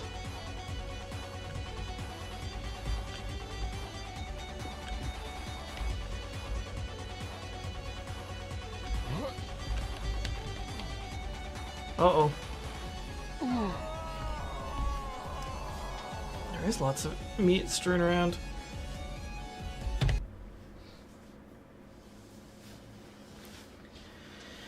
I don't know. I mean, like, I think there is an interesting discussion to be had for people who want to play a game conventionally versus people who want to play a game a way they've discovered. Because, like, I'm trying to do a thing here. Like, it's really easy to poo-poo, you know, the weird shit that, you know, competitive players do and the weird shit that speedrunners do, but it's like, is their fun somehow less legitimate than ours?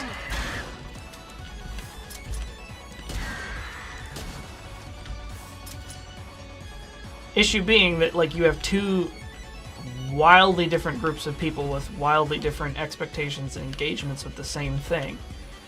Like, Smash is a perfect example, because, like, that game was designed to be a casual, like, arena battler. And it just so happened that it turned out to work really well as, you know, like a competitive fighter. It was never designed that way, but it just turned out that it was. And so you now have, like, people who just want to play it for fun with, like, all the items and shit on, and just, like, rumble with their friends, and people who are busy learning how to wave dash.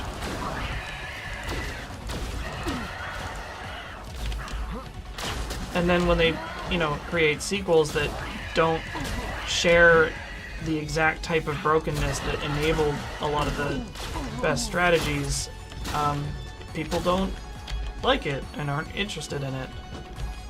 So,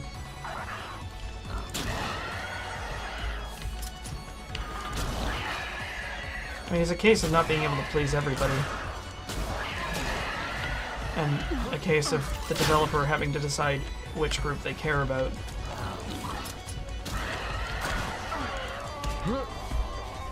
Like, and sometimes, you know, games that, like, make a really strong decision one way or the other, like, end up being really good. Like, Dark Souls made the decision to just be a hard game and to not, like, sacrifice anything for that vision.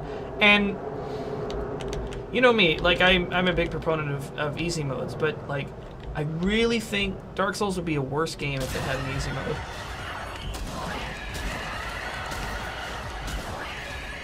Maybe not? I don't know. I think that that the struggle is a fundamental aspect of playing that game. and that to remove it would be to cheapen it. But that's weird, right? Because like then that means certain people who aren't willing, willing or able to put in the time will not be able to have that experience. Is that fair? Doesn't matter. It does have an easy mode. That's what summons are for. I mean, you're not wrong. Like you could. There's things you can do to make the game easier. Like you can stack poise. You can take summons. You can hide behind a great shield. There's strats that are easier. I guess what I mean is like a toggle that makes it like a cinch. Also, yeah, you can just grind until you're godlike. But even then... These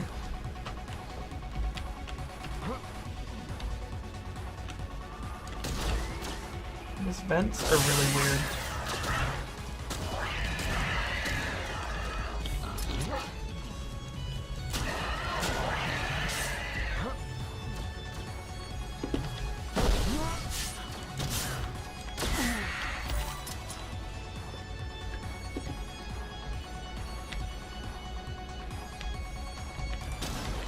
Yeah, I mean, although I think my own experience with roguelikes kind of gives me some perspective on this particular problem, because it's like there's, like I said, there's all these roguelikes. I really, really love them, and I just can't fucking beat them because they're too hard. You know, would I like a way to beat them? Kind of. Would that make them a worse game for other people? I don't know.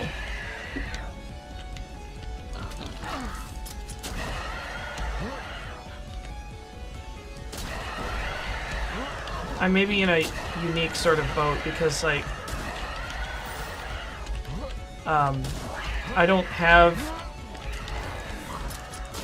the metric shit tons of disposable time I used to. Or, rather, I do, but if I take it, I'm really, really losing out on something else.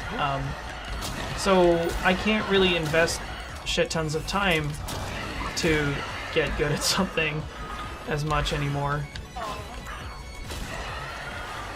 Which is kind of a shame. Because imagine there's a lot of really great experiences I'm missing out on.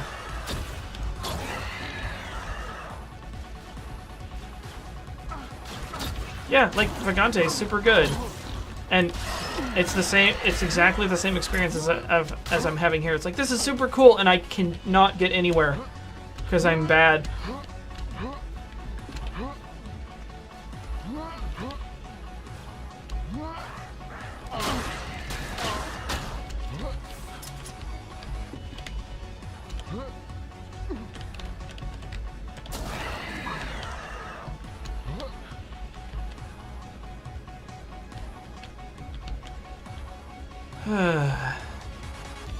Oh god, if you sign me up for a stream where I just play a game until I get good at it, nope, don't nobody got time for that.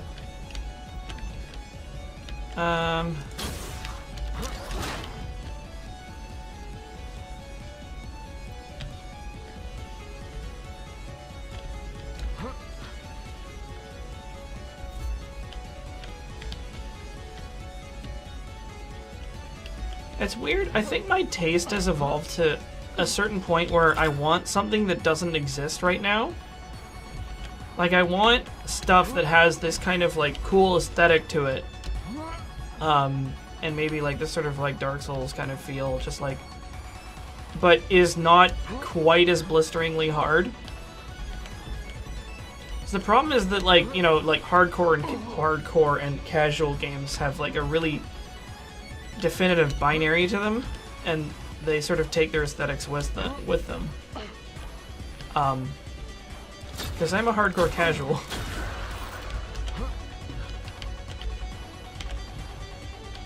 It's actually a little frustrating these days because, like, I sit down and, like, I'd like to play a video game to just sort of, like, you know, kick back and relax. And it's like, all of my favorite games are super duper hard. And stressful. I'm lost again. It's also probably because I'm following a thread.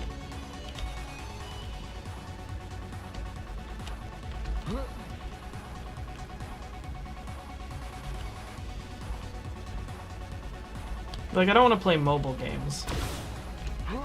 Mainly because, like, if I played... The last thing I need is, like, games I play on my phone. Like, I'm already, like... Damn it. I'm already... Always...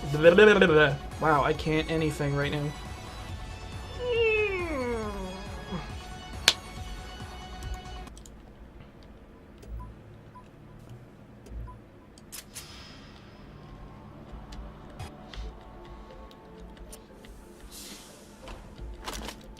I mean, Dark Souls having an easy mode is a moot point because it will never happen. Because Dark Souls 3 was the last Dark Souls game.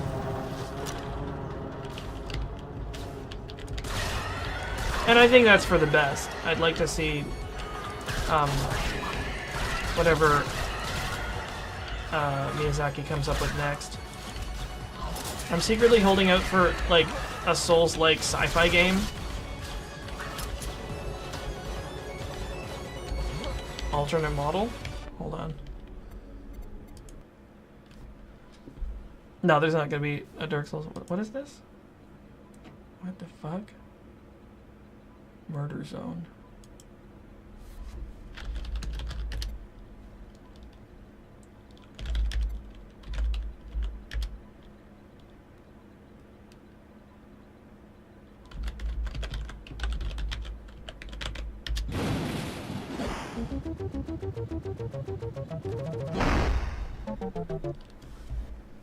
Oh boy.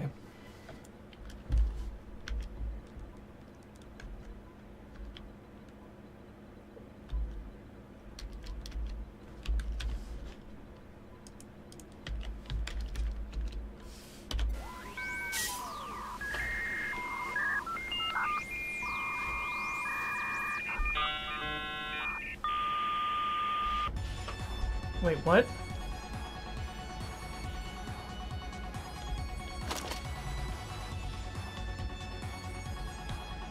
What the fuck is this?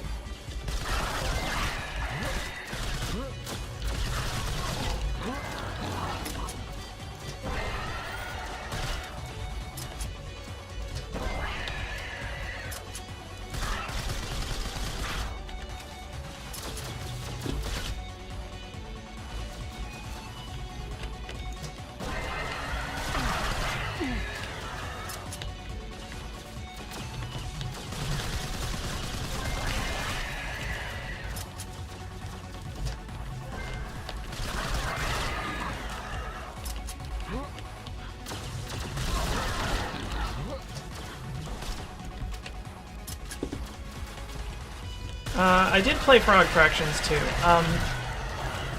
I think it was good, but I think that the joke of it being a crappy game wore a little thin after a while. So I never completed it. But it was good. Like, it was funny. But at a certain point, it was just like, oh man, remember those, like, shitty ASCII games where you're just wandering around doing nothing and trying to figure out what the fuck to do? It's like, oh, except that it's actually that. And I was like, okay, I get the idea. Joke's over. Like, I just reached a point where I was, you know, kind of wandering around, not having any idea where to go, and was just like, oh, okay, this isn't funny anymore.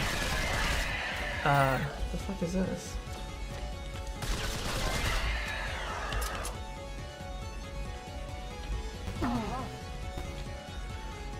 Revelia for 4 months. I don't think I can make a Living Ready Live this week, so I wanted to resub now while I have Alec online. Well, thank you. Room 1 murdered. Yeah, that's exactly what we were talking about on Talking Simulator, is that, like, when you're satirizing something, you need to be very careful that you don't just become the thing you're satirizing. Because that's not satire. That's just copying.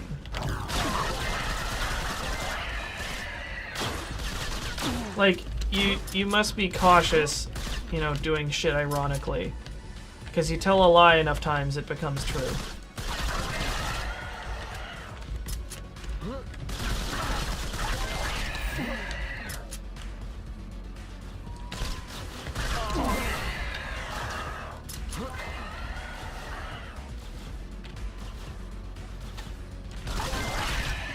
Oh shit, thank you for reminding me of Salt and Sanctuary. I need to check.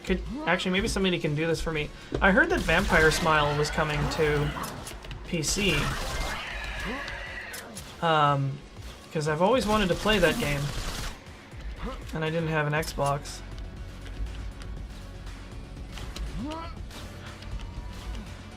Yeah, the other important thing I think with satire is that on some level has to criticize the thing it's satirizing. Like you have to critique it in some way. It's like that's why Family Guy is not a good show. Is because and like even like South Park, you know, used to do satire and then it just started just doing the thing. You know, where it's just like, oh, you aren't actually satirizing, you're just telling really racist or inoffensive jokes with no indication that you're kidding.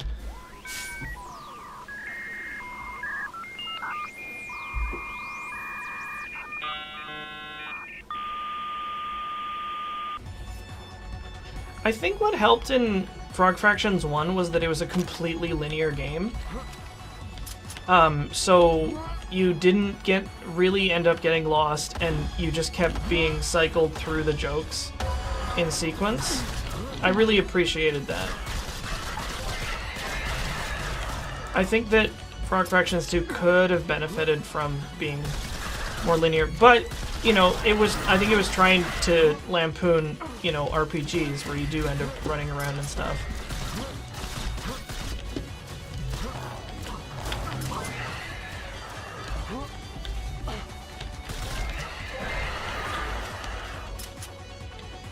Look at Epic Movie, yeah.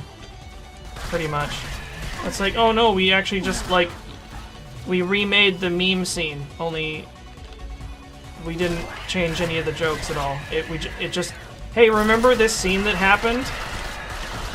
Or, like, we're just gonna recreate a thing that occurred in the news with actors? Well...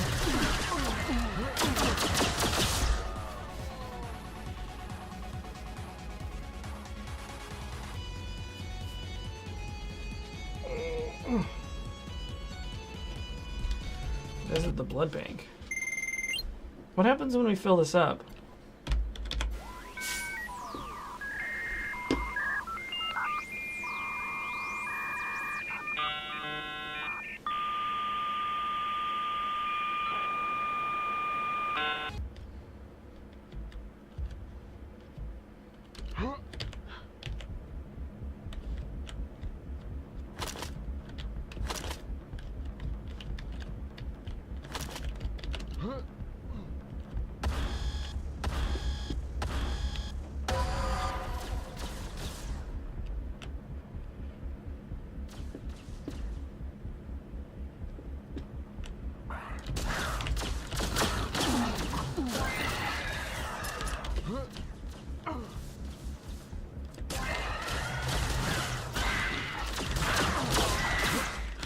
Should have taken the railgun.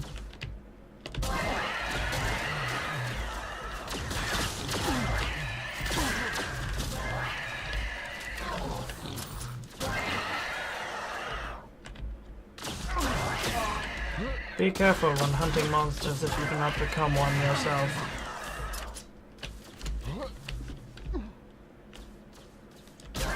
Not even ironically.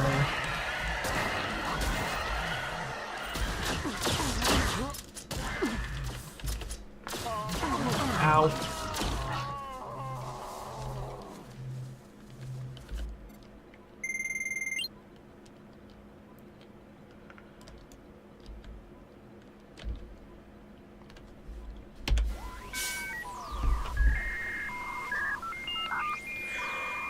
Shit, guys, I think I'm just bad at video games now. Fuck. What am I gonna do?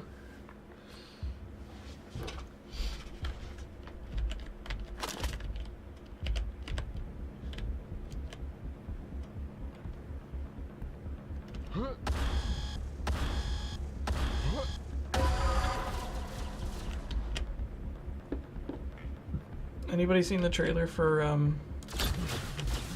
Blade Runner? I'm keeping my expectations real low because I've been burned before. That said, it looks it looks pretty, but if I had a dime for every like remake that was just like, we remade it with a shit ton of money and it's really gorgeous and shit, and we entirely missed the point of why it was good in the first place.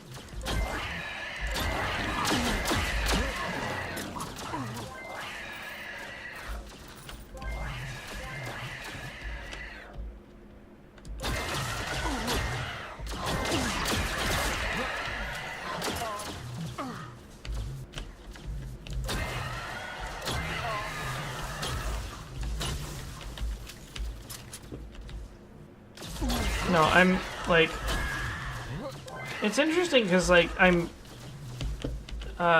really over the like pretty remake thing, and it's interesting because it dovetails nicely into like one of the best things.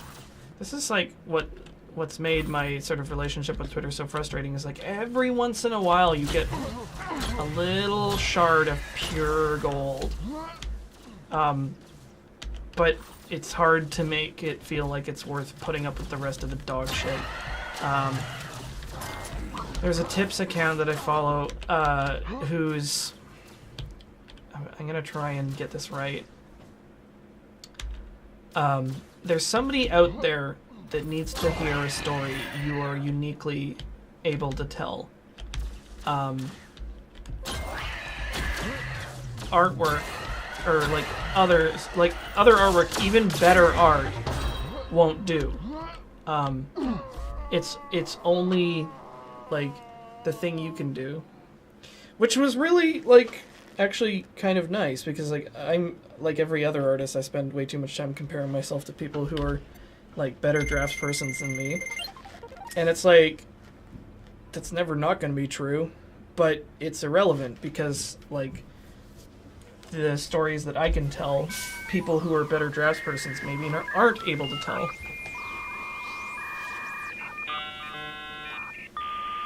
Shit, yeah, you're right about 4chan. It's like kind of the same experience. Where it's like there used to be like a couple things, but it's you know, worth looking for, but it's being completely strip-mined out at this point.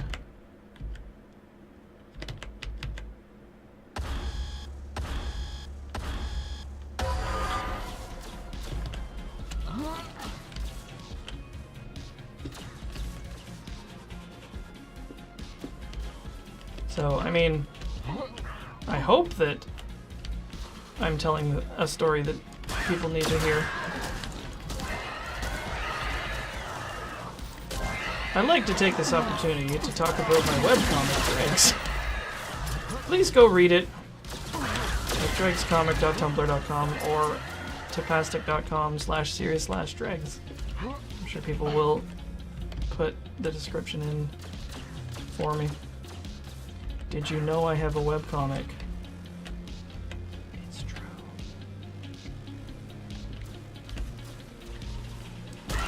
Piss. I'm getting worse.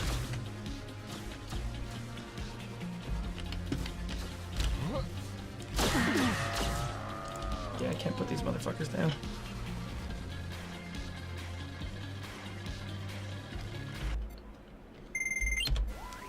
Yeah, so I mean, like, the place that quote applies to Dregs is, like, it's not very well drawn. But that's fine. It's also not untrue, which I think is what got, you know, what made me pay attention to the quote was that, like, it accounted for my assessment. Because there's nothing more frustrating than being like, my artwork is not that great. And people being like, no, you're wrong. It's fine. It's like, it's really not. I feel like I'm going crazy. Like, it's not that good, but because it has aspirations to be good. And at some point it probably will be good. But for now it's just kind of like disappointing. But that's irrelevant because it's good enough that it's telling the story. Why is this music not playing?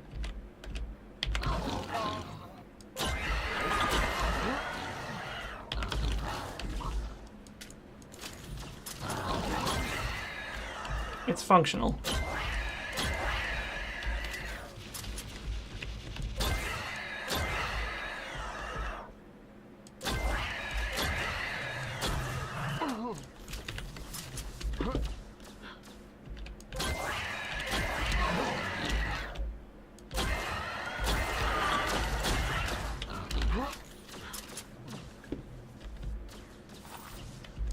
Yeah, my therapist specifically instructed me to stop comparing myself to others. It's been really hard, though. Eldrin 13 for 31 months. I mean, it's important, though, because it's a fast track to being, like, really, really unhappy.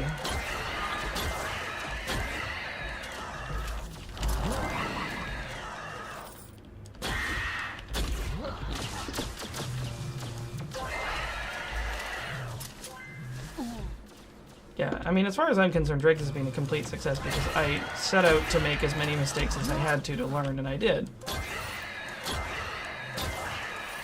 So the next strip I do is going to look way better.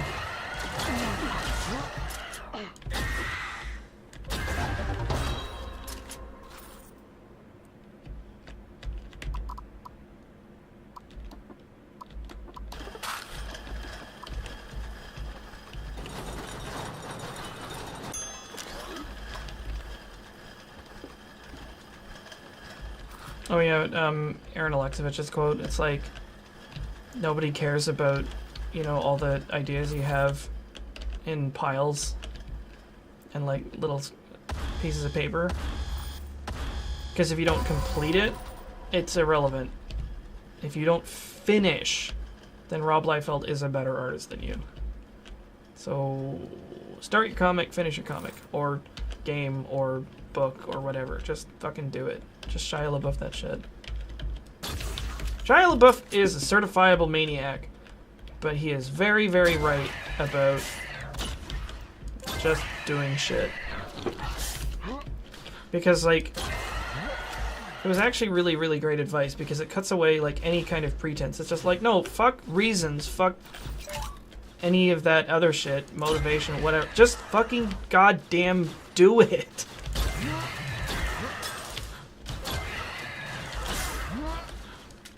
Who gives a shit about the why?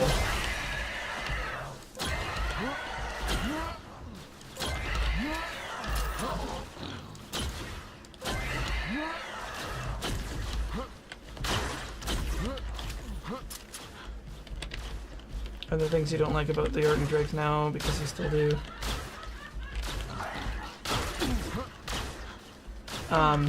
Yeah, like, the art for Drake's, like, consistently disappoints me. Sometimes it doesn't. But overall, I don't think it's very good. But that's fine, because it's functional enough to tell the story, and that's what it has to do. And I'm learning. I feel as though your success in anything is largely predicated on your willingness to fuck up and look stupid. So here I am, fucking up and looking stupid.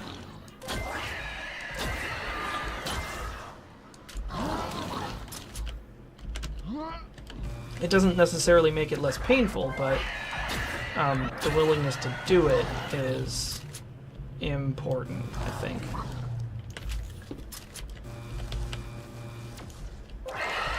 Look at these fools. Get shit on, nerd.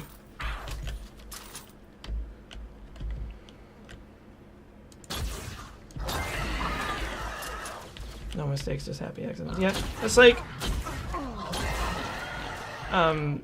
chasing perfection is a complete trap. It's actually like a really insidious one too. It's how your brain tricks you into not having to do work.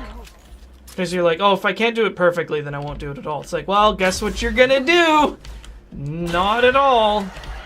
And then you're off the hook for doing the work that you really, really desire. And your rotten piece of shit brain has won. It's like, haha, I've made you not have to do the thing. And you are not exposing yourself in any way, so you won't get hurt. Except you will get hurt because you're not doing the thing you want to. It's completely evil, and you completely do it to yourself. So, good enough. Good enough. Do you have to be broken in some way to do art? No. I'm very cautious about drawing relationships between things like mental illness and creativity because it seems weird. And maybe not accurate.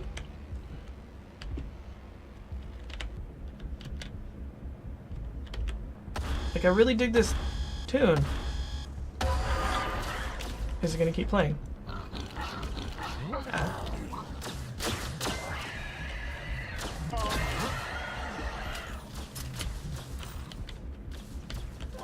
Oh my god. Getting hung up on having the right paper? Okay. Getting hung up on tools is a horrible trap. It's another way your brain gets you to not do the fucking work. It's like, oh, I can't do this today because I don't have the right pencil or the right paper or the right Photoshop brushes or the right filters or the right templates. I don't have them, but once I get those, I'll do my thing. It's a fucking trap, and everybody falls for it, and it will keep you from doing your thing. Get to work on it with a shitty pencil and a piece of copier paper.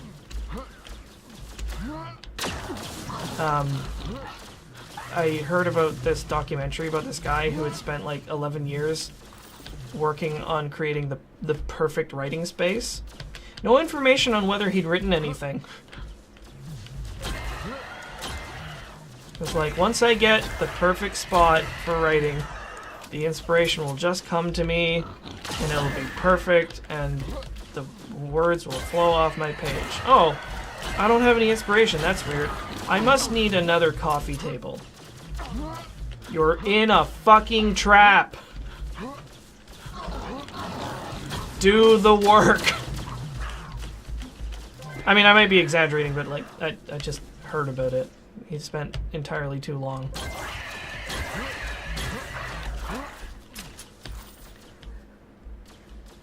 Yeah, if you want to make video games, bust open a copy of free Unity and MS Paint or GIMP and go nuts. Just don't sell it on Steam. You know, you want to draw, you know, get a piece of paper and a shitty pencil and just go nuts. If you want to write, open up Word. Open up, like, fucking text edit. Or WordPad or whatever. Doesn't matter.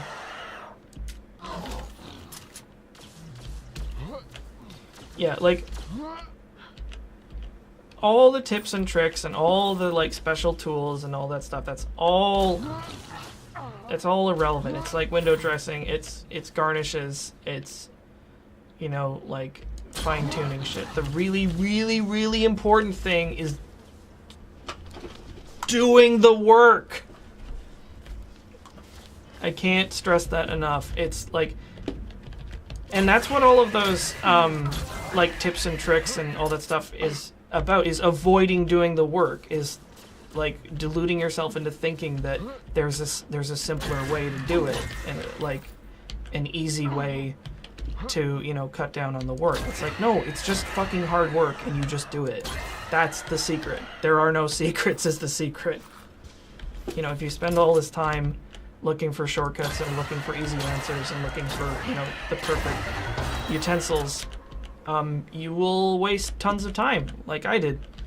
You will waste tons and tons of time and end up real unhappy.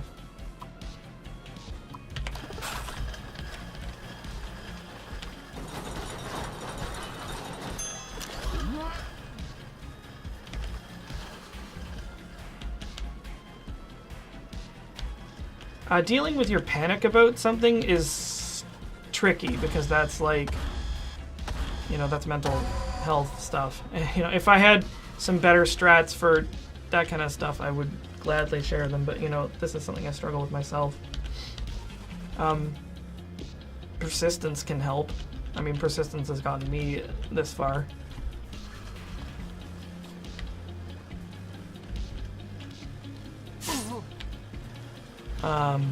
Like, just keep at it, like, and, work in, like, there's, actually, no, there are a couple of things you can do. I learned this from CBT. It's like, because the thing that will scare the shit out of you is looking at, like, a project in its entirety, like, the whole thing, because it's too huge, it's too big, it's too daunting, there's too much work. So of course you can't do it. Like, of course you feel like you can't do it because it's too much, because you're looking at the whole thing. You need to cut it into tiny little pieces. Like, sometimes really, really tiny pieces. Like, if you're writing, you could go as small as, like, today I will put a piece of paper on my desk and put a pencil next to it. Like, that's my achievement for today. And then tomorrow, I'll write my fucking name in the corner. Like, you can go so small and just, like, take it at whatever glacial pace you need to. It doesn't matter. Like, the other thing is that, like, this, and this is not applicable to everything, sometimes you can get people to help you with it a little bit. It's like, you know, can you share this burden with somebody else? Maybe. Not everything works like that, but, like, don't.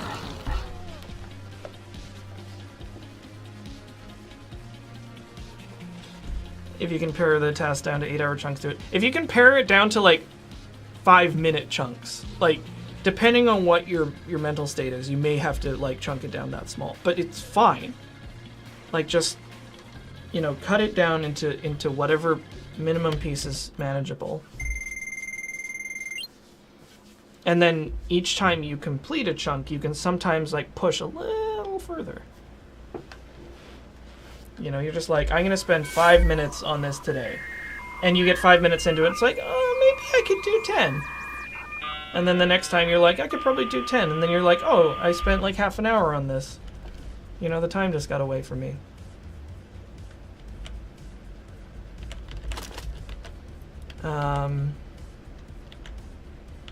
Scale is another thing. This happens a lot, is I see people whose, like, first work that they're, like, super into is just like, it's gonna be an epic. It's always an epic. And I hate to say this, but this happens with, like, young people a lot, because it happened with me. You want to do something that's the size of the things that inspired you. And a lot of times the things that inspired you were done by teams of hundreds of people working for years. And you're just like, oh, I'm gonna make it just like that. And so you drop all these, like, super big, huge, cool plans that sound amazing on paper and would totally work if you had a team of 100 people and, like, a budget, like, of, you know, $500,000. But you've set yourself up to fail by making, making it too big. And again, that gets back to another trap. It's like, if you make it, it's like, I have this huge idea that's super cool and great, but I have to do it perfectly, or it's not, or I won't do it at all. And also, I made it, like, way, way, way beyond my capacity. So of course you're gonna not be able to do it. And of course you've given yourself an out to not doing the work because you've set too much work. Picking something a lot smaller in scale is a good idea. Like, when I came up with dregs, that was another thing. I was like, I think I made dregs a little bigger than I should have. I may have bit off just a bit more than I could chew. But I did come up with a distinct scale for it, you know, in a particular length. I just kind of want to get to this next bit.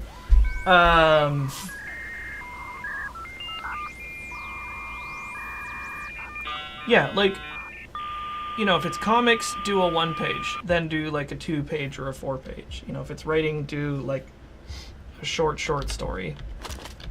Maybe even just a couple paragraphs at a time. And it's just like the wisdom, I mean, that is being related to me is like work on completing stuff. The completing is important. Because like all this sort of like half-finished prototype ideas don't count for much.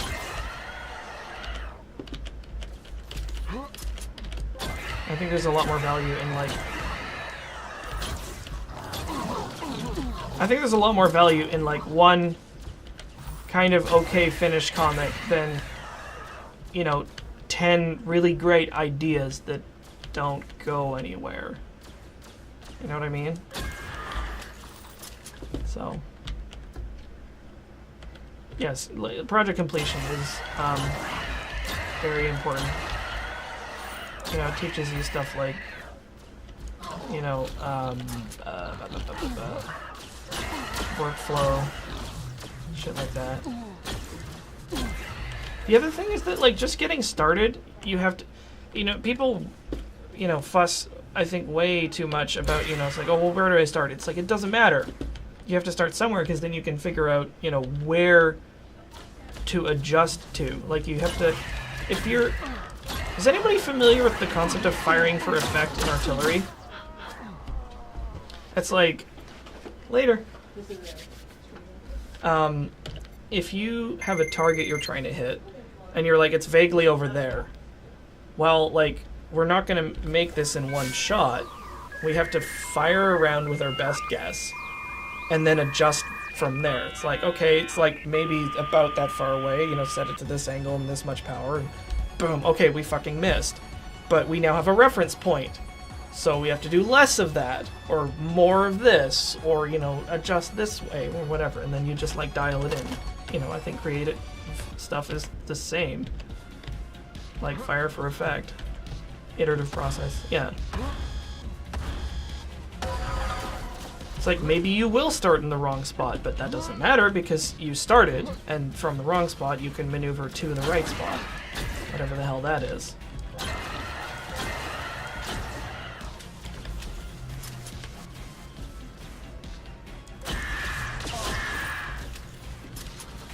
I don't have an inspirational podcast. I don't know that I would be able to sustain one. It's also like... I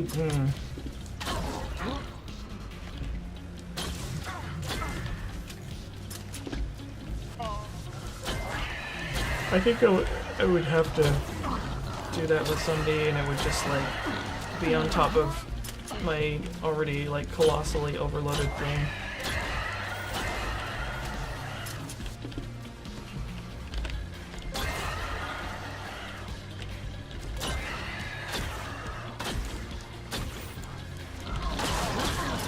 Guys with their fucking helmets.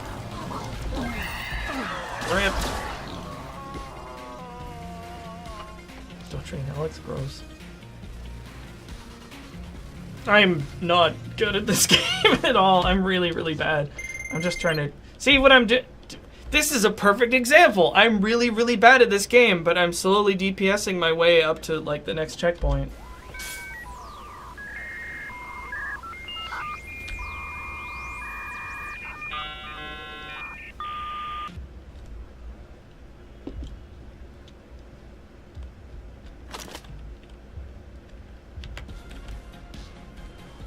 Yeah, be wary of spending too much time in the design phase. That's another trap you can fall into. If you spend, like, all of your time doing character design, maybe you're not doing the whole thing that you want to. Although it's like, you know, it's fun. see people, like, artists that are really great character designers. Not for anything, but they just design really cool characters.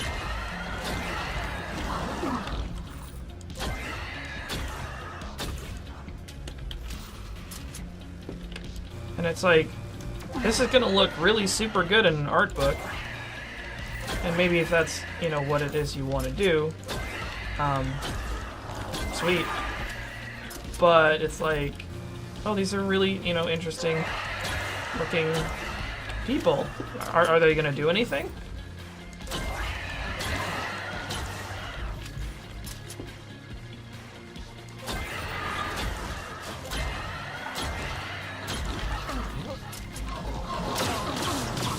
Uh-oh, that's bad.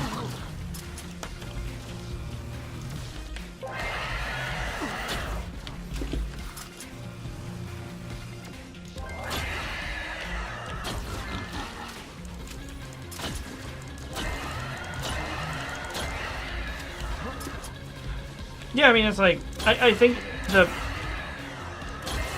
caveat there is, like, just, like, be aware of what it is that you're practicing for.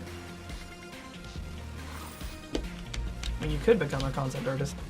Although, I would have to defer to people who know what getting into that gig is actually like to shed any light on what it's actually entails.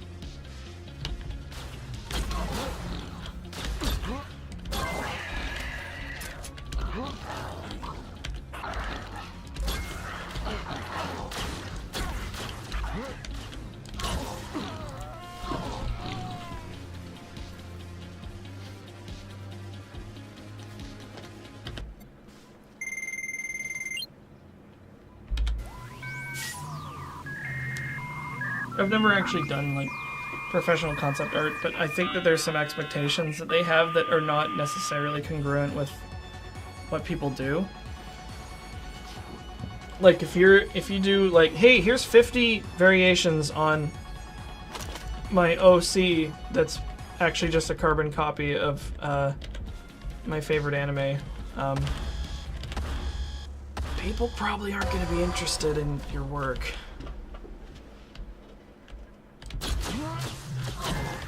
But if you do, like, a whole broad range of different things in different genres, and you have, like, a kind of unique style, maybe people will be interested. I mean, that's getting into a completely different sphere. I've never really... I don't do a lot of professional work, as it turns out. I just ended up working for myself, which is its own kind of thing. It was a very weird experience learning that people wanted to pay me for drawings I did. I was like, what? Why? God, it was just like, okay, this is maybe not going to be, like, terribly encouraging, but it may give you some sort of, like, perspective on the artist thing. I don't know how many of you are familiar with Jeff Darrow. He's a comic and artist and illustrator.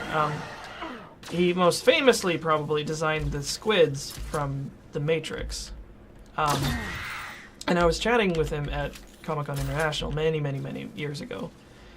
And there's this woman at his booth who was flipping through some of his original pencil sketches. And she pulled out one of, I think it might have been the original, like one of the original squid drawings. And she was like, you know, she's from Germany, so like, I would like this one. And he looked at her and was like, why? He literally said to her, why? And was like, okay. And, like, did a remark on it and, you know, charged her some, like, astonishing amount of money for it. And I was just like, okay, thanks. I was just like, Jeff, what is wrong with you?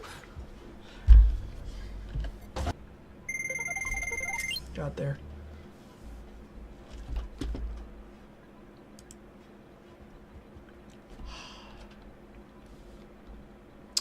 Anyway, so this is kind of fun. I think that it definitely falls into the same issue that I've had with roguelikes in the past. which is like, oh, this is super cool and great, and I like it and it's fun, but I'm just garbage at it, so I won't get anywhere. But do check it out. Oh, is Nick streaming? Well, go raid him. We don't do hosts on Letting Ready Run, but go raid Nick. Coming up next is something.